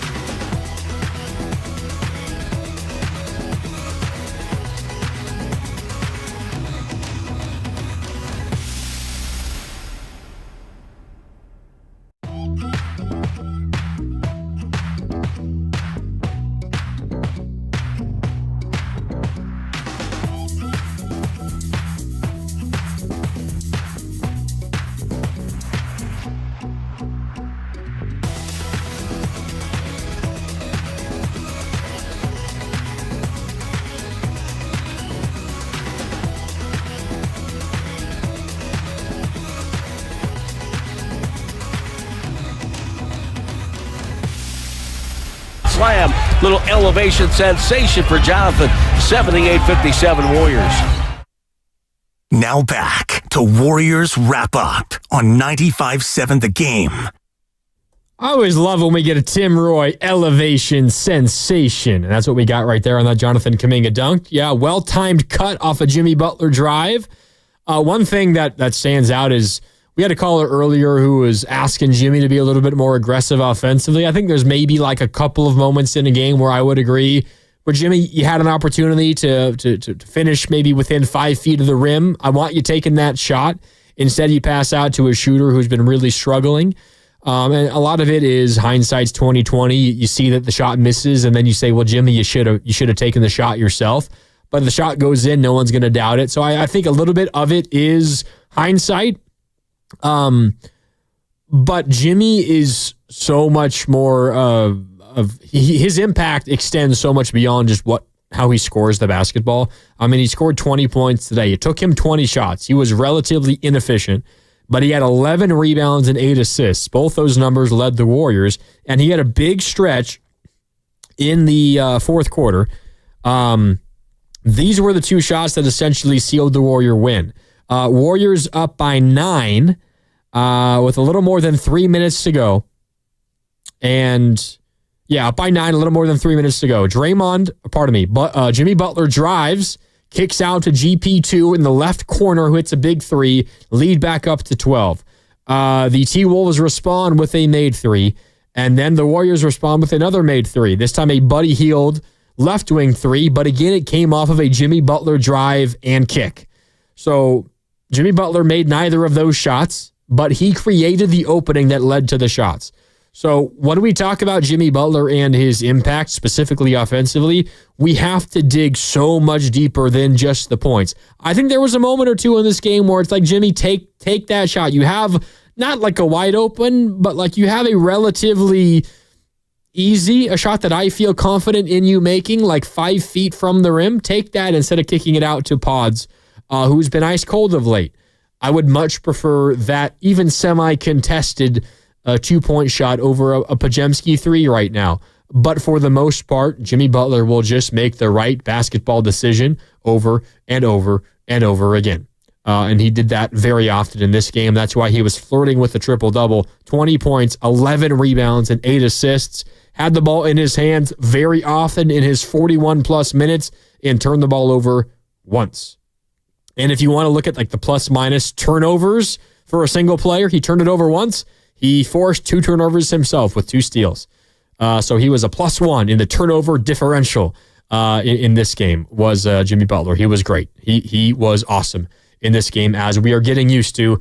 Big reason why we win, the Warriors win, is because Jimmy Butler and what he did. Final score, Warriors 99, T-Wolves 88. All right.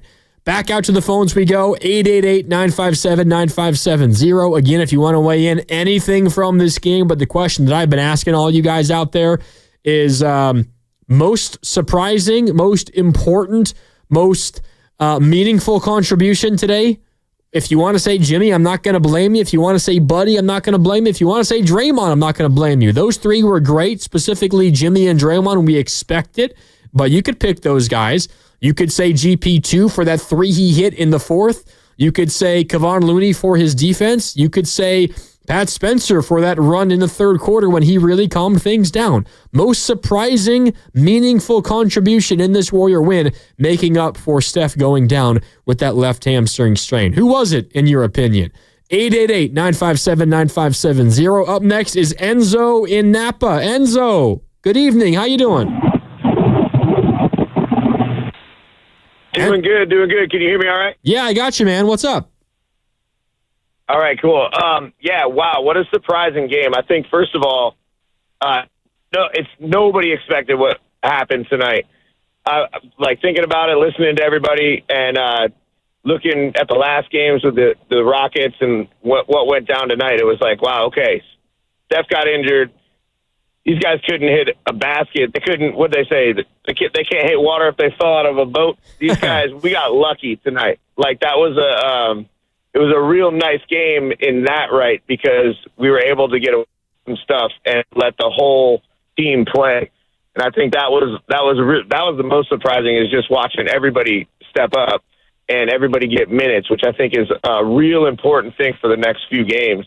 I had the opportunity today to be in San Francisco at the Chieftain downtown and watch the whole first half, which was lucky, just being in town, watching it with the fans. The bar was popping, the fans were real, and man, I gotta say, watching did Draymond hit 3 threes back to back? He hit 3 threes in a span of like a minute and a half in the second quarter. That's got to be the most surprising. Like, he was just putting them in like it was no big deal. And I think one came right after Steph pulled his hammy. Yes, he did. Whatever he did to his hammy. But it was just like that was where, like, you know, Draymond carries a team or he sinks a team. It all depends. And he did a lot of good stuff tonight. And right then I think they went up by like 10 or 12. And that was where they never came back. So I think Draymond, to me, was tonight the best in the way that he set that tone right at a really crucial moment. Like, that was wild. And just everybody was laughing just watching Dre hit 3 in 3. And it was just like, wow, did he just do that?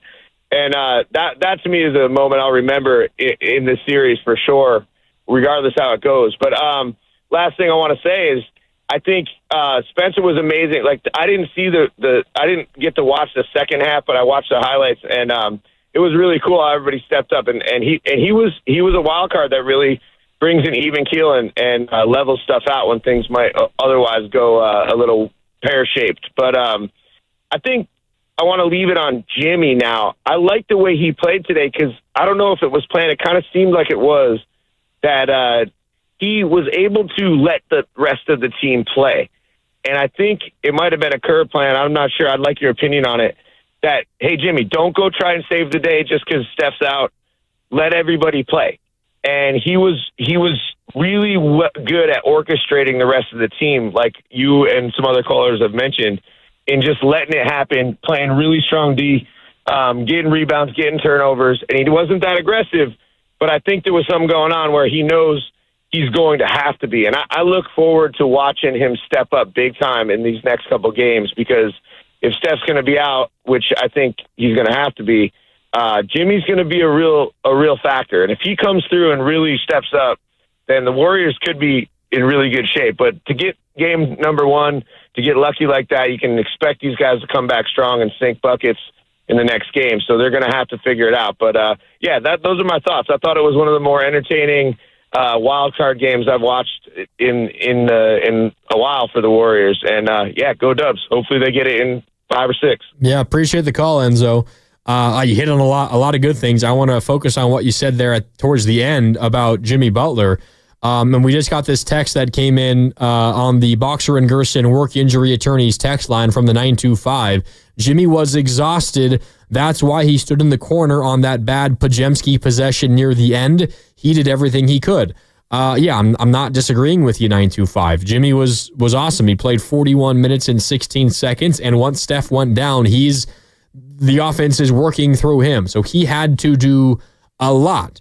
And what Enzo is bringing up in terms of like the plan for the Warriors once Steph goes down, you know that Jimmy is going to have to do more once Steph goes down. But I think the Warriors have an ability there to kind of play the score, time and score, right? Like, you're up by 10 when Steph checks out. If Minnesota immediately goes on like an 8-0 run and they're back within 2, like within a couple of minutes of Steph checking out, then it's and say, you know, Draymond missed 3s, Buddy missed a 3, Moody missed a 3, GP2 missed a 3. No one else has anything going offensively. You have some turnovers mixed in there when Jimmy wasn't really involved in the offensive action, and that kind of trend continues. Then you might say, all right, Jimmy, you're going to have to just take us home. Like, Jimmy, you got to take over. Like, no one else has it right now. Like, time for you to just, summon playoff Jimmy, drop 40 for us to give us a chance. But to the rest of the Warriors' credit, that was not needed. Not to say that Jimmy's importance or impact was minimized. He just didn't have to do it in a scoring way. The Warriors got scoring elsewhere. Again, GP2 had 8 points. Kuminga had 7 off the bench. Pat Spencer had 4 in that stint in the third quarter. Buddy Heield had his shots going. Draymond made 4 threes in the first 5 minutes of the second quarter, including 3 in a total of 80 seconds in that second quarter, early in that second quarter. Like, you got the scoring elsewhere. So I think the way that the Jimmy Butler without Steph convo works was, let's play time and score. Jimmy, if nobody else has it going and the lead starts to dwindle, it's on you.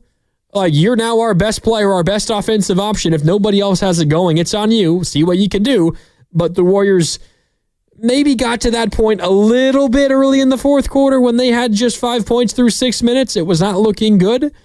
But then Jimmy didn't do the scoring himself, but created the shots that helped the Warriors get going again offensively. It was his drive that led to both the GP2 and Buddy Heield threes that essentially iced this Warriors win. So I think that's the way the Warriors kind of went about it.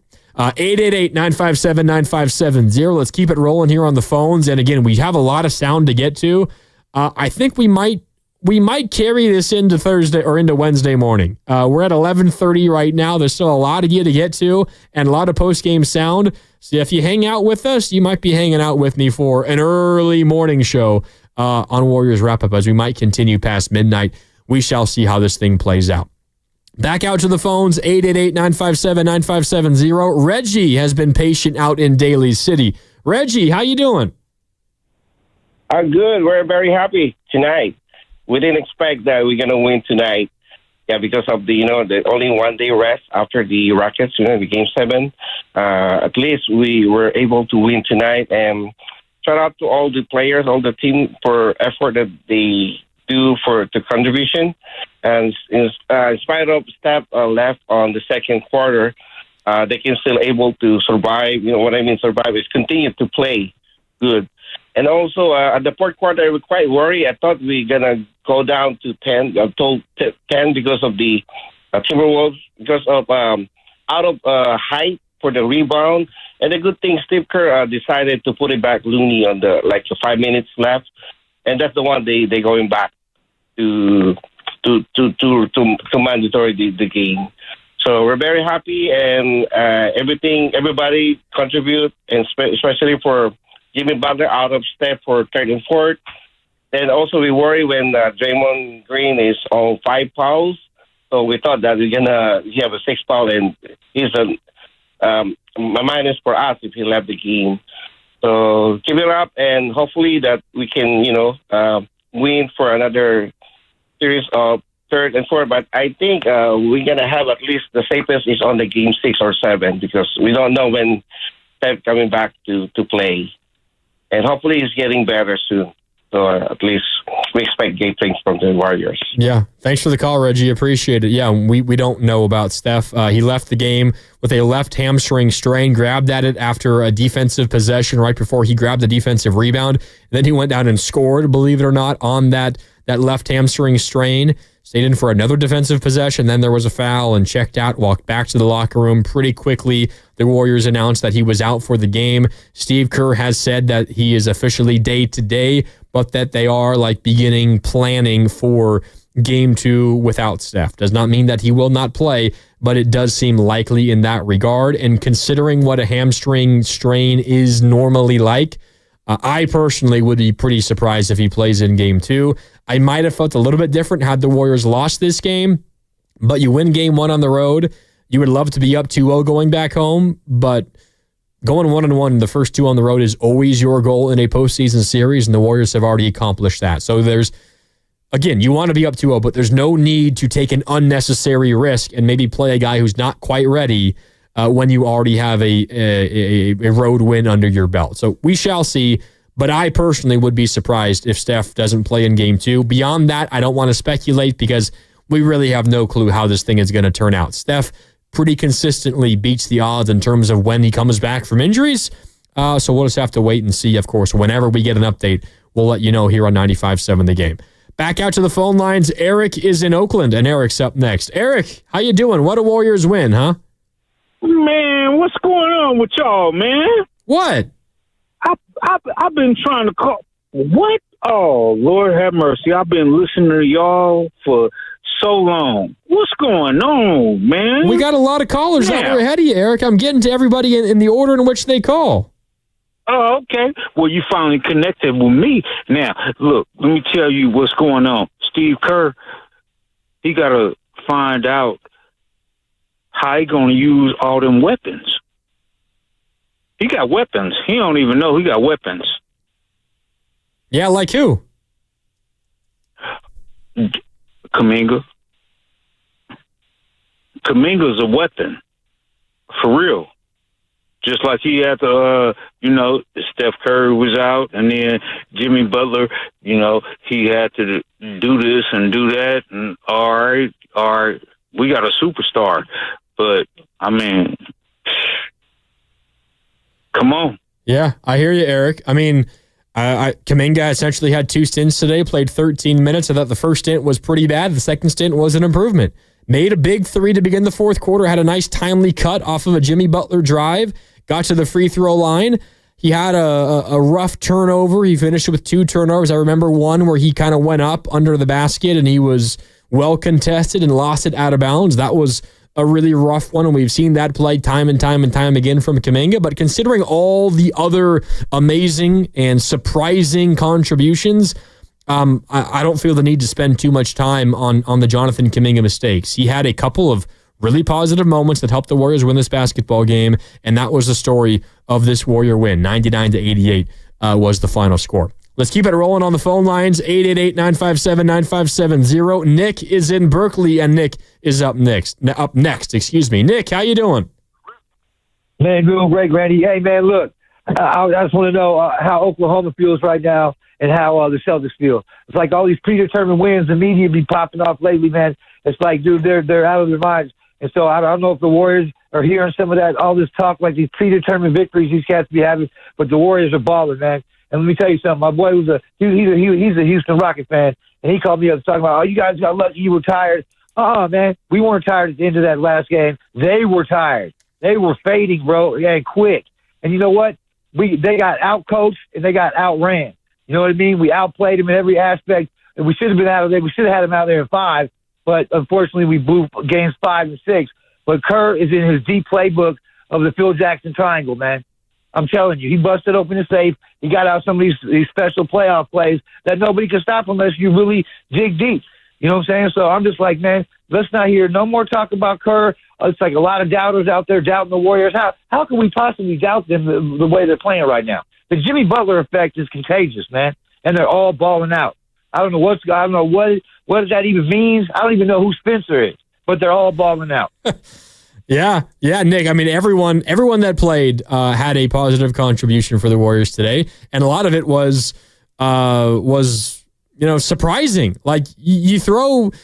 Okay, I think for the most part, you put Pat Spencer in a basketball game, and generally it's been either in a game where you're down like 4 key players and you don't really expect to win, and it's kind of like free minutes. Like you don't have the pressure of having to perform to keep your minutes, or it's garbage time one way or another. Whenever Pat Spencer is in a game, he is like effective and efficient. But it's hard to make a fair determination on a player when the vast majority of his minutes are in situations where there is not a ton on the line. But Pat Spencer today checked in really, really meaningful basketball. The most meaningful basketball he has ever played in his NBA career by a mile, right? Like I know he played in Houston, but he played in Houston when the Warriors were getting blown out. In Game 2, it wasn't quite a blowout in Game 2, but he played when Pajemski couldn't, and then he played in Game 5 when it was an entire blowout. Like, that's free. You're playing it easy. You make a turnover. You're not scared that you're going to get pulled and go right back to the bench. Like, that is different than the minutes that Pat Spencer played today. Pat Spencer was really good, and maybe to the point where, I mean, if Steph does not play in Game 2, we're going to see a lot of Pat Spencer. I would not be surprised if Steve considers starting Pat Spencer if Steph can't go in Game 2. But even if he doesn't start him and say maybe he works GP2 into the starting lineup alongside Pods and Buddy and Jimmy and Draymond, we're still going to see Pat Spencer play a good chunk if Steph can't go.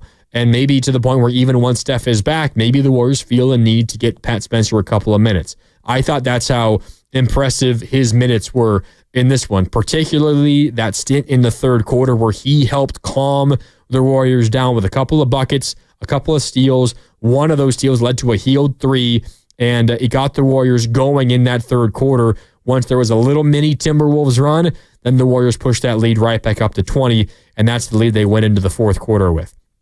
888-957-9570. We got a break coming up in a couple of minutes, but I think we're going to hang out beyond this current segment because we got a lot of sound to get to, including Jimmy Butler and Buddy Heield on the podium together. I'm sure that was funny as hell, especially after what happened to Buddy Heield the first minute in this game, where he was wearing the wrong shorts in the basketball game, wearing the wrong shorts. We're going to hear from him, but I think he blamed Jimmy Butler for that, and I'm sure Jimmy Butler's response is pretty funny. So we will hear from Steve, we'll hear from Jimmy, we'll hear from Buddy. We got to hear from Pat Spencer, by the way, as well. We'll do all of that coming up in like 10-ish minutes. But first, we got one more phone call to get to. It's Nico Loco in Oakland. Nico, you're on with Mark Randy on a Warriors Wrap-Up. How you doing, Nico? Nico. Gotta say that you're sorry about my that. favorite host. I couldn't hear you at first, Nico. Go ahead. Sorry. Okay. First of all, you're my favorite host on 95.7. You're legitimate and honest. You're not looking for sound bites or tweets. You just tell the truth, and I really appreciate that, and I wanted you to know that. Thank you. I appreciate that, man. That's very nice. All right. The other thing is when it comes to Jimmy, playoff Jimmy saying he should take this shot or that shot, I think on the other hand, it is so important how he keeps all of the other Warriors on their toes. When the bench comes out, they know that they might be getting the ball at any time. So they have to stay awake and alive. They can't just stand around bouncing up and down because he treats them as if they're actually going to contribute. And he sees the whole team that way. So it's not like he's just going to be rushing in to get his own points. It's that he expects everyone to step up on the same level that he does. Nico, I think it's a very good point. And again, I'm very appreciative of your kind words. Yeah, Jimmy is the kind of player where he does not, and he said this time and time and time again, he is not the kind of player who is just going to take over and try to score 30 or 40 points just for the hell of it. Like he's only going to do that when he desperately feels the need to. If he thinks that is the best way for the Warriors to win a basketball game, that is what he is going to do. And tonight, that was not the case, even once Steph went down, because you were getting contributions from Buddy, scoring contributions from Buddy and from Draymond and from Pat Spencer and from GP2, right? You got those contributions elsewhere, so Jimmy never felt the need to have to say, you know what, screw you other four, I'm putting my head down and scoring 40. No, he did the smart thing in saying, I'm going to continue to create for others. And that was a big way the Warriors put this game on ice, was Jimmy creating for others. And he finishes with 20 points, 11 rebounds, and 8 assists. I thought he had a hell of a basketball game, even though he was not efficient from the field, right? 20 points on 20 shots, that's inefficient. He was not efficient. He did not have his shot working. 2 of 8 from deep, settled for a lot of threes, but he was creating for others, and those looks turned out to be probably the number one reason why the Warriors won this basketball game. It was the distribution of Jimmy Butler. All right, time for a break in a sec. First, I want to hit this text from the Boxer and Gerson Work Injury Attorneys text line. Comes courtesy of the 408. Says, my question is, do you think the Warriors can win this series if Curry doesn't return? 408. I don't want to bring everybody down after a really nice Warrior win, but Steph is one of the 10 best players, and in my mind, one of the 5 best players of all time. I do not think the Warriors can win this series if Steph does not play again in this series. That is less so a knock on who the Warriors are, because I think today was hugely impressive. Now, I would not count on that every single game of this series, but I think it's more so my respect for Minnesota. Minnesota played their worst basketball game probably since like February. They've been amazing of late. They were really bad today. They will be a whole lot better. I guarantee you that. The T-Wolves are a good enough basketball team to beat the Warriors without Steph. I feel pretty confident in that. Now, can the Warriors survive without Steph for A game, 2 games, 3 games? It's possible. Going to be a challenge, but it's possible. But if he does not play again, no, I got to be honest, I do not think the Warriors are going to win this series. But I've been wrong before. Maybe I'll be wrong again. All right, time for a break. One more segment with you here on Warriors Wrap Up. We're going to hear from Steve Kerr. We got to hear from a lot of other Warriors post-game addressing the media, including Buddy and Jimmy together at the podium at once. I saw on our YouTube chat, courtesy of Otis, that interview was pure comedy. I haven't heard it yet, so I'm going to be listening to it for the first time. That's coming up in a little bit. It's Warriors Wrap Up. One more segment as we go deep into the night and early into Wednesday morning. Are you kidding me? It's Warriors Wrap Up here on 95.7 The Game. Neuropathy is a debilitating condition.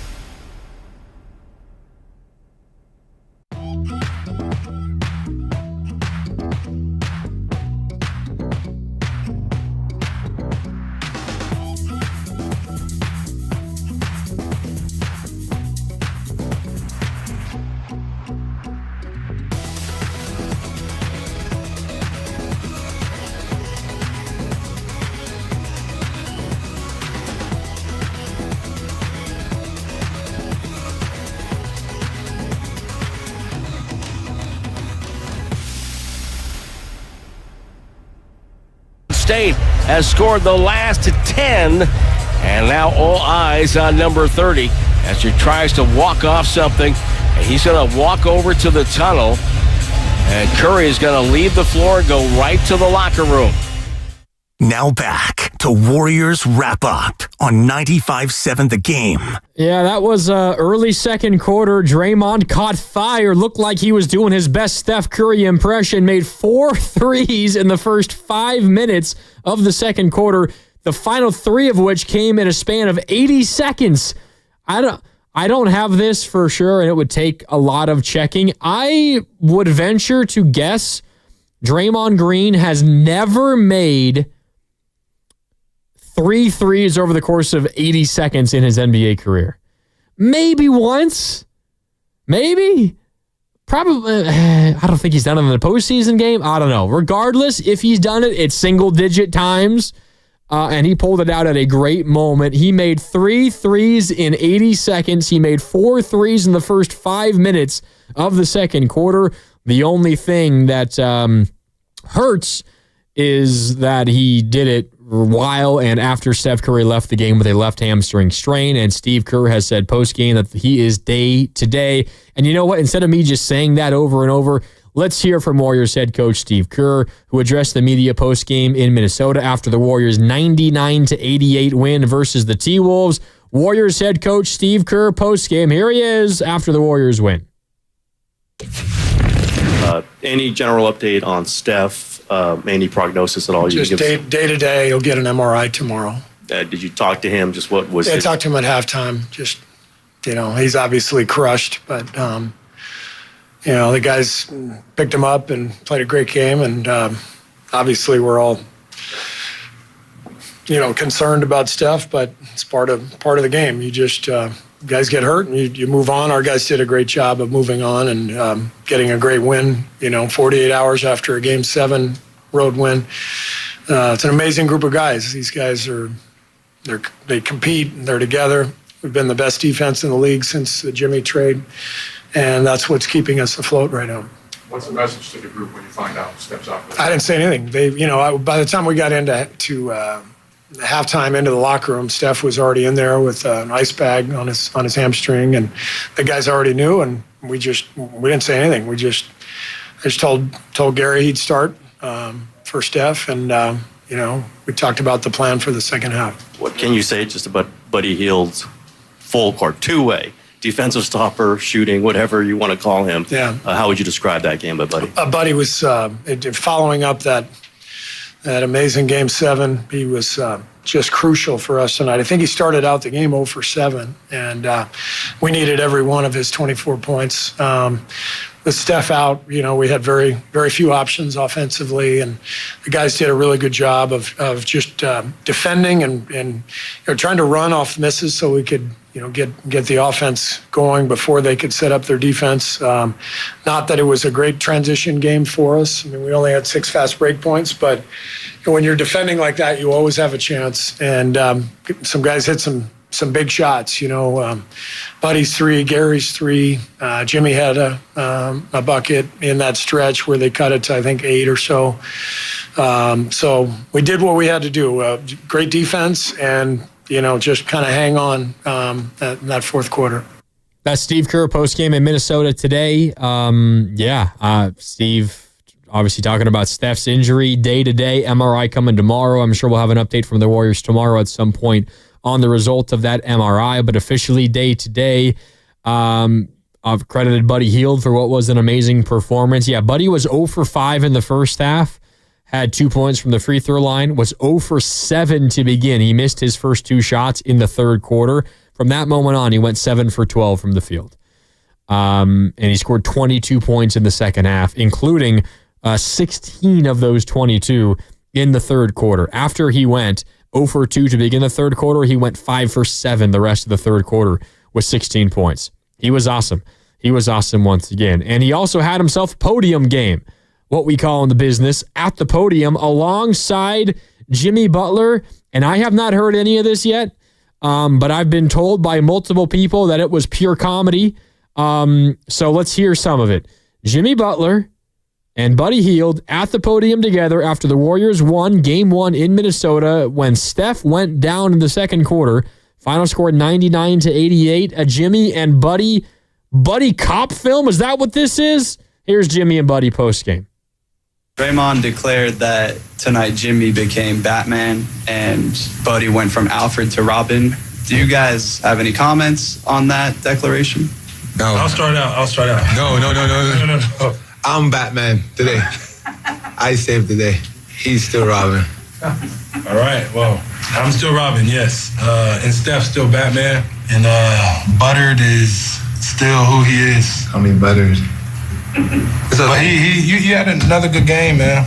Except for that stupid thing you did at the beginning of the game when you have on the right shorts. It's not real Robin and or Batman like. Oh my God. So Buddy does not let Jimmy speak first. Buddy says, I'm Batman today. You were Robin. Buddy says, or Jimmy says, you're right, I am still Robin, but Steph is still Batman and you're still Alfred. And then Jimmy throws Buddy under the bus for wearing the wrong shorts. And if you're confused and you missed the first 60 seconds of this game, we got like 45 seconds in. The Minnesota bench pointed out to the officiating crew that Buddy Heield was wearing the wrong shorts. He was not wearing the correct shorts. Only Buddy Heield could go from a 33-point Game 7 on the road, willing his team to a victory, and then the first minute of the next game he plays has to run back to the locker room, gets assessed a delay of game warning, I think gets assessed a fine from the NBA as well because he's wearing the wrong shorts, an equipment malfunction. But I think we have another piece to this story. Because I believe Buddy blamed Jimmy for him wearing the wrong shorts. Here's more Jimmy and Buddy at the podium together. Buddy, what happened with the wardrobe malfunction? Jimmy switched it out. It was Jimmy's fault. Okay. Jimmy switched it out, and that's what happens. I was looking for my shorts, and I thought it was the right one. He said, yo, put these on. It was right. And that was the... That's what you're going with? Yeah, I'm going with Jimmy. It was Jimmy's fault. His locker's next to my locker. I was looking for my shorts. He said, yo, why can't I have my shorts? Oh, it's here. And I put them on and it looked just alike. And after that, got a fine for it. So it's cool. It's Jimmy's fault. Blame Jimmy. Yeah, so he said he got a fine for it, but he blames Jimmy. Jimmy told him put on these shorts, and they were the wrong shorts. I can't imagine Jimmy would be... I mean, maybe he was playing a joke, thinking that Buddy wouldn't fall for it. I don't know. Or maybe Buddy's just having fun at the expense of Jimmy, much like Jimmy has been having fun at the expense of Buddy for a long time now. But the relationship of these two is so funny. Let's see, what else? Jimmy and Buddy asked about their relationship and asked about them kind of going back and forth, jabbing each other back and forth. Here's the two of them talking about that. Draymond mentioned that you two guys were kind of going back and forth in the huddle even. Do you feed off? I mean, we've seen you guys go back and forth. You're doing it right now. I don't know why we was going back and forth. Why were you going back and forth? Because when you know what, I'm not going to say exactly what I say in the locker room, but when I got a mismatch in the post, don't cut it. Stay on the perimeter. If you got a mismatch, you ain't going to score the ball. I am going to score the ball. I can't score the ball when you cut into my space. You're a shooter. You're not even a cutter.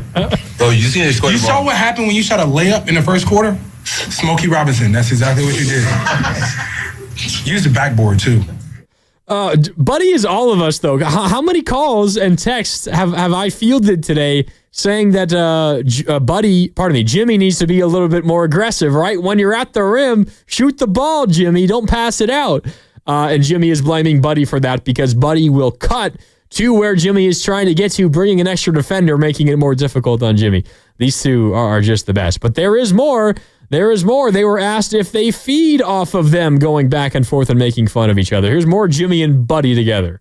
Do you guys feed off of this, though? I mean, is it like when you can do this, does it translate to what happens on the court? It actually does. Because I respect Butter so much because he knows whatever I'm saying. My name is Buddy. But that's short for Buttered. He knows what I'm saying is always towards winning. Same thing that Draymond does and everybody. And you can talk to whoever you want to talk to like that in the moment and then you move past it. You know what I'm saying? Like we had another something in the huddle. He was like, you know what, you're right. And we move on because the main goal is to win. He understands that I just want to win. I understand that he just want to win. So we're able to talk to each other. Perhaps. Perhaps. Oh my God, these two are just the best. So Jimmy calls Buddy buttered, and Buddy clearly does not like that Jimmy calls Buddy buttered. Okay, noted. But Jimmy did have a serious answer there. They're back and forth. He says he feeds off of it. They feed off of it. They very much respect each other, even though it does not sound like it the way that they talk. But they just sound like a couple of really good friends, jokesters who love making fun of each other. We've all had friends like that. We've all been in relationships like that. And to see it in the NBA on the postseason stage, it's pretty fun. There is one more Jimmy and Buddy combo piece of sound that I want to play for you. I really don't know what this one is about. So I'm just going to play it and we'll all listen together. When you got here, it seemed like it didn't take long for you to be part of the group. We had to make sure he got his joy back, because somehow he lost his joy. We're not going to say where he lost his joy, but somehow he lost his joy. Why do you keep doing this? Do you even know what these are called? What are they called? 2 fingers. Are we done? No. Oh, no. So I guess when Buddy was saying that Jimmy needed to get his joy back, he was using like the air quotes, right? The 2 fingers, saying that, like, quote, you get your joy back is what Buddy was doing there, and Jimmy's calling him out, saying he doesn't even know how to use those correctly. Their relationship is just absolutely incredible. And when the team is winning, it's all good. It's all good. And the Warriors, of course, on to the second round of the postseason, and they win game 1 in the second round. They do it without Steph for the majority of this game. And a big part of it was that combo right there, Jimmy and Buddy. They get a lion's share of the credit for this Warrior win. Other people that deserve credit is Draymond Green, who was really good in this game offensively and defensively. GP2 hit a couple of big threes, including one in the fourth quarter that was huge in the corner. Kevon Looney and what he did defensively when he came in for Draymond Green, who had 5 fouls and had to sit out for a big chunk of that fourth quarter. I thought Looney was great. Pat Spencer's minutes in the third quarter were really, really important. And Jonathan Kuminga hitting a big 3 to begin the fourth. You can find a lot of different contributors in this one. Speaking of Pat Spencer, I want to hear from Pat coming up in just a little bit. But first, I want to remind you that you're listening to 95.7 The Game, KGMZ FM and HD1 San Francisco, and Odyssey Sports Station, always live on the free Odyssey app and now broadcasting from the Laughing Monk Studios. And as I say that to you, I want to welcome you to Wednesday morning. Wednesday morning here on Warriors Wrap-Up. We're going Warriors Wrap-Up after dark here on 95.7 The Game. Don't have that much more time with you. We are winding down, but good to be with you still here on Warriors Wrap-Up. Let's hear from Pat Spencer. This was a post-game interview courtesy of our friends over at NBC Sports Bay Area. If you were watching the post-game show along with our guys Bonte and Moley and Festus and JTA, you probably heard this already, but I want to play a couple of these pieces of sound from Pat Spencer. He was asked, again, courtesy of NBC Sports Bay Area, how he stays ready and ready for a moment like this. Yeah, unfortunately, Steph went down, and I've just had to stay ready these whole playoffs. So hoping to get him back ASAP, but just staying ready, trying to be a professional. Okay, Pat. So how do you stay ready? How are you able to come in and be effective in a moment like this at a moment's notice? Man, I love the work, so that's easy. I think the best part for me is I'm wired a little bit differently. I'm going to compete every time I step on the floor, so I'm not scared of anybody across the lines, and the work is the work, man. I've put in the work all year in and year out, so excited to get the opportunity. Unfortunately, it had to be Steph going down to get in. Like I said, get him back ASAP. I think we can make a run here. He loves the work. That's why he's able to stay ready, because he loves the work. That is Pat Spencer for you. Pat Spencer asked about where his toughness comes from. Toughness? Pat, why are you so tough? I think it's lacrosse, and I think it's a little bit just being off in the head. My brother and I have been going at it for years. So, you grow up in a household with 3 brothers. You learn to fight. If you're willing to kill your brother every game of pickup, a dude on the other side of the line is going to get it. Oh, Pat Spencer is like skyrocketing up the favorite Warrior rankings, I think, for a lot of Warrior fans. He says he's not right in the head, and he's willing to kill his brother in a game of pickup. That sounds not right in the head to me, but it's the kind of mentality that competitors have to have and professional athletes have to have. I think he also gets a lot of it from lacrosse, as he mentioned. There was this moment in this game I believe it was in that third quarter. It was definitely in the second half because he did not play in the first half, where he went right at the rim. I can't recall who he collided with. You guys can let me know on the YouTube chat or on the text line if you remember. But he got upended, and I think he was called for an offensive foul. He went up in the air, and the guy was underneath him trying to draw the charge, and he got upended, and he kind of fell, like, not quite on his head, but like on his upper body. He put his hands out to brace his fall. He kind of landed. I think it might have been on Nickeil Alexander-Walker. It was either him or Jaden McDaniels, one of those two. But whoever was on the ground for the T-Wolves kind of broke Pat Spencer's fall, but it still was gnarly. He landed like on his shoulder, head, neck area, and he kind of was holding his right wrist, I believe, as he landed. It looked scary, but he got right back up and stayed in the basketball game. So, okay, Pat, I see you and your toughness. One more from Pat Spencer, postgame on NBC Sports Bay Area on Buddy Heield. Pat, what about Buddy's performance the last couple of games? And like I said, Buddy's been freaking elite, shooting the cover off the ball right now. Knock on wood, he'll keep that going. You want to talk about putting in work? That guy's in the gym night in and night out. So I love where we're at. Want to get Steph healthy, but this group is wired a little bit differently. All right, there's Pat Spencer. And by the way, shout out to Ryan on our YouTube chat, powered by First NorCal Credit Union. It was not one of those two wings that I mentioned in Nickeil Alexander-Walker or Jaden McDaniels. It was Terrence Shannon. You're right. Terrence Shannon came in, rookie out of Illinois, and played a couple of good minutes for Minnesota. He was the guy who drew that charge on Pat Spencer and who had Pat Spencer land right on top of him. But yeah, Pat Spencer was one of the heroes for the Warriors in this one.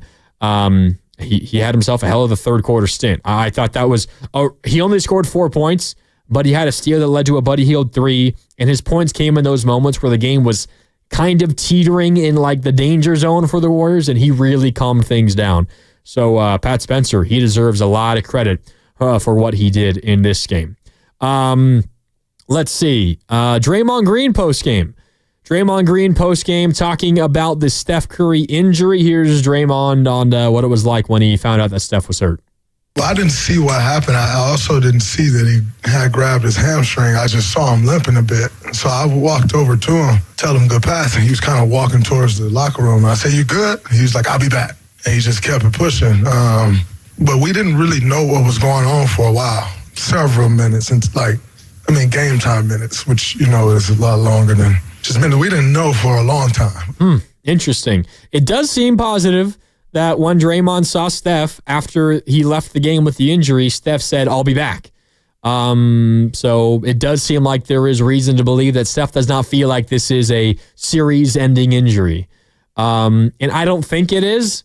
I'm going to be surprised if he plays in game 2. That's less about the injury itself and more about, I think, Warriors win game 1. Not that you don't want to win game 2, but you feel like you've already kind of held serve. Like a 1-1 beginning to the series is a par, and you will take par every single time.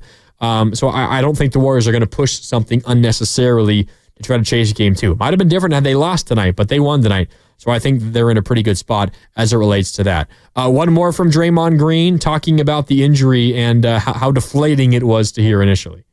And then they finally told us it was a hamstring. A little deflating, but we knew, he did a great job of helping us build a comfortable enough lead. And Robin turned into Batman. What y'all call Buddy? Alfred. Alfred turned into Robin. And they filled in, so it was beautiful to see. Hey, so even Draymond is saying that that Buddy stepped up and he took over the Robin role. Although I guess Buddy said that he took over and was Batman. And Jimmy was having none of that. But Draymond gave Buddy the credit of being Robin. Jimmy stepped into Steph's shoes for Batman. Maybe that makes Draymond Alfred, although knowing Draymond, he probably wouldn't want to be Alfred, considering whatever. I'm not going to dive into the comics. But that analogy has extended very far into the Warriors locker room, and it's very clear that everyone in that locker room loves Buddy Heield, and you love him even more when he's making his shots like he has the last couple of games. Buddy Heield, let's see, combined the last 2 games, if I can do this math in my head, Buddy has scored 57 points. This is over his last 2 games. Game 7 in Houston and Game 1 tonight, over the course of 3 days.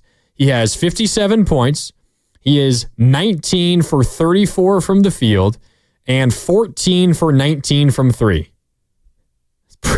That's pretty good. And you go on top of what he did offensively tonight. Buddy Hield had 8 rebounds and 3 assists and a steal and did not turn the ball over once. That is pretty damn good for Buddy Hield. If Buddy Hield does that the rest of the series, the Warriors will not lose this series. And I can say that confidently because I feel pretty confident that Steph is not going to miss the rest of the series. And you get that Buddy while Steph is on the floor, I think the Warriors are going to be in a pretty damn good spot. All right.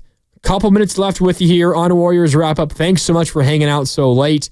It is technically Wednesday morning, and we're still going here on Warriors Wrap Up on 95.7 The Game. After the Dubs knocked off the T-Wolves, 99-88 is the final score. Let's get to crashing the boards, which is brought to you by Chilton Auto Body, the Bay Area leader in collision repair. Shout out, as always, to Chilton for sponsoring this segment. I got to go with Jimmy Butler, the guy that they call Robin, and that he said... he was still Robin today. He did not take the Batman title away from Steph, despite him leaving the game in the second quarter with an injury. But Jimmy was good, whether you call him Batman or Robin or whoever. Jimmy was very good in this game, and a big part of the reason was his 11 rebounds, and crazily enough, 7 of those 11 rebounds were on the offensive end. 7 offensive boards for Jimmy Butler. He had 11 total, leading the way for the Warriors. The only player that had more was Anthony Edwards, believe it or not. Ant had 14 boards, but 11 rebounds for Jimmy Butler. That goes with 20 points and 8 assists. He was nearing a triple-double as that game ended, but he finishes with those 20, 11, and 8. He gets the honor of crashing the boards, which is brought to you by Chilton Auto Body, again, the Bay Area leader in collision repair. All right, last couple of minutes. I wanted to play a piece of sound from Gary Payton, who also was interviewed post-game courtesy of NBC Sports Bay Area. If you watch their post-game coverage, you probably already saw this, but I haven't heard this yet. This is a Gary Payton II asked about Buddy Hield, GP2. How good has Buddy been lately? Tonight, first half, 2 points, explodes in the second half. Talk about Buddy. Bow, bow, bow. Bow, bow. Hey. Bow, bow, bow. He only needs one. He needs to see one go in. Once that goes, they pour in. So we get him good looks, and we get to see Buddy Love hit the bow. That's great. Gary Payton II. If you don't know, it's an inside joke there in the Warriors locker room. A bow, bow, bow is essentially like the tune from a viral TikTok dance, and that like music has kind of taken over TikTok somewhat recently. And Buddy Hield has kind of taken that beat, that bow, bow, bow part of the song, and turned it into his 3-point celebration. Although he has turned it into like faking like he's riding a horse, like he's on a broomstick and like pretending to ride a horse, which I don't think is part of the TikTok dance, but Buddy has kind of just taken his own spin on that TikTok dance to that music. So the bow, bow, bow is just a nod to Buddy. He is very clearly beloved in that locker room. And again, now that he's playing really good basketball, again, he's been a major part of each of the Warriors' last 4 wins. Game 3, Game 4 versus Houston, Game 7 versus Houston, and Game 1 tonight. Buddy Hield was a major factor in all of those Warriors wins. And we've been talking about him all year as kind of the X factor. Part of the reason why the Warriors really struggled in the middle part of the year was because Buddy Hield really struggled. But when he scores like 17, 18 or more, the Warriors rarely lose. And that's what he was today. 24 points, 7 of 19, 5 of 8 from downtown. He began the game 0 for 7, but he was 7 for his final 12 and scored 22 points in the second half. 16 of those came in the third quarter alone. What a win for the Warriors, 99-88. They take Game 1. Game 2 is coming up on Thursday. That game tips off at 5:30, which means pregame coverage is at 4:30 right here on 95.7 The Game. Then on Saturday, so 1 day off after Game 1, 1 day off after Game 2, and then 1 day off after Game 3. Game 3 is Saturday at 5:30. Monday is Game 4 at 7 o'clock.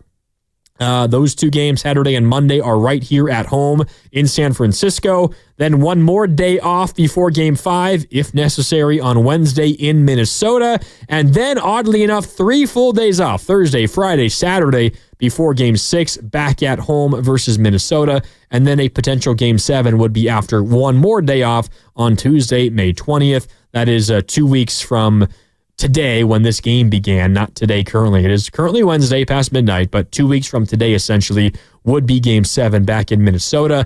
But really all you need to know, it's game day, 1 day off, game day, 1 day off, game day, 1 day off, all the way through game number 5. And then before Game 6, you have 3 full days off before Game 6.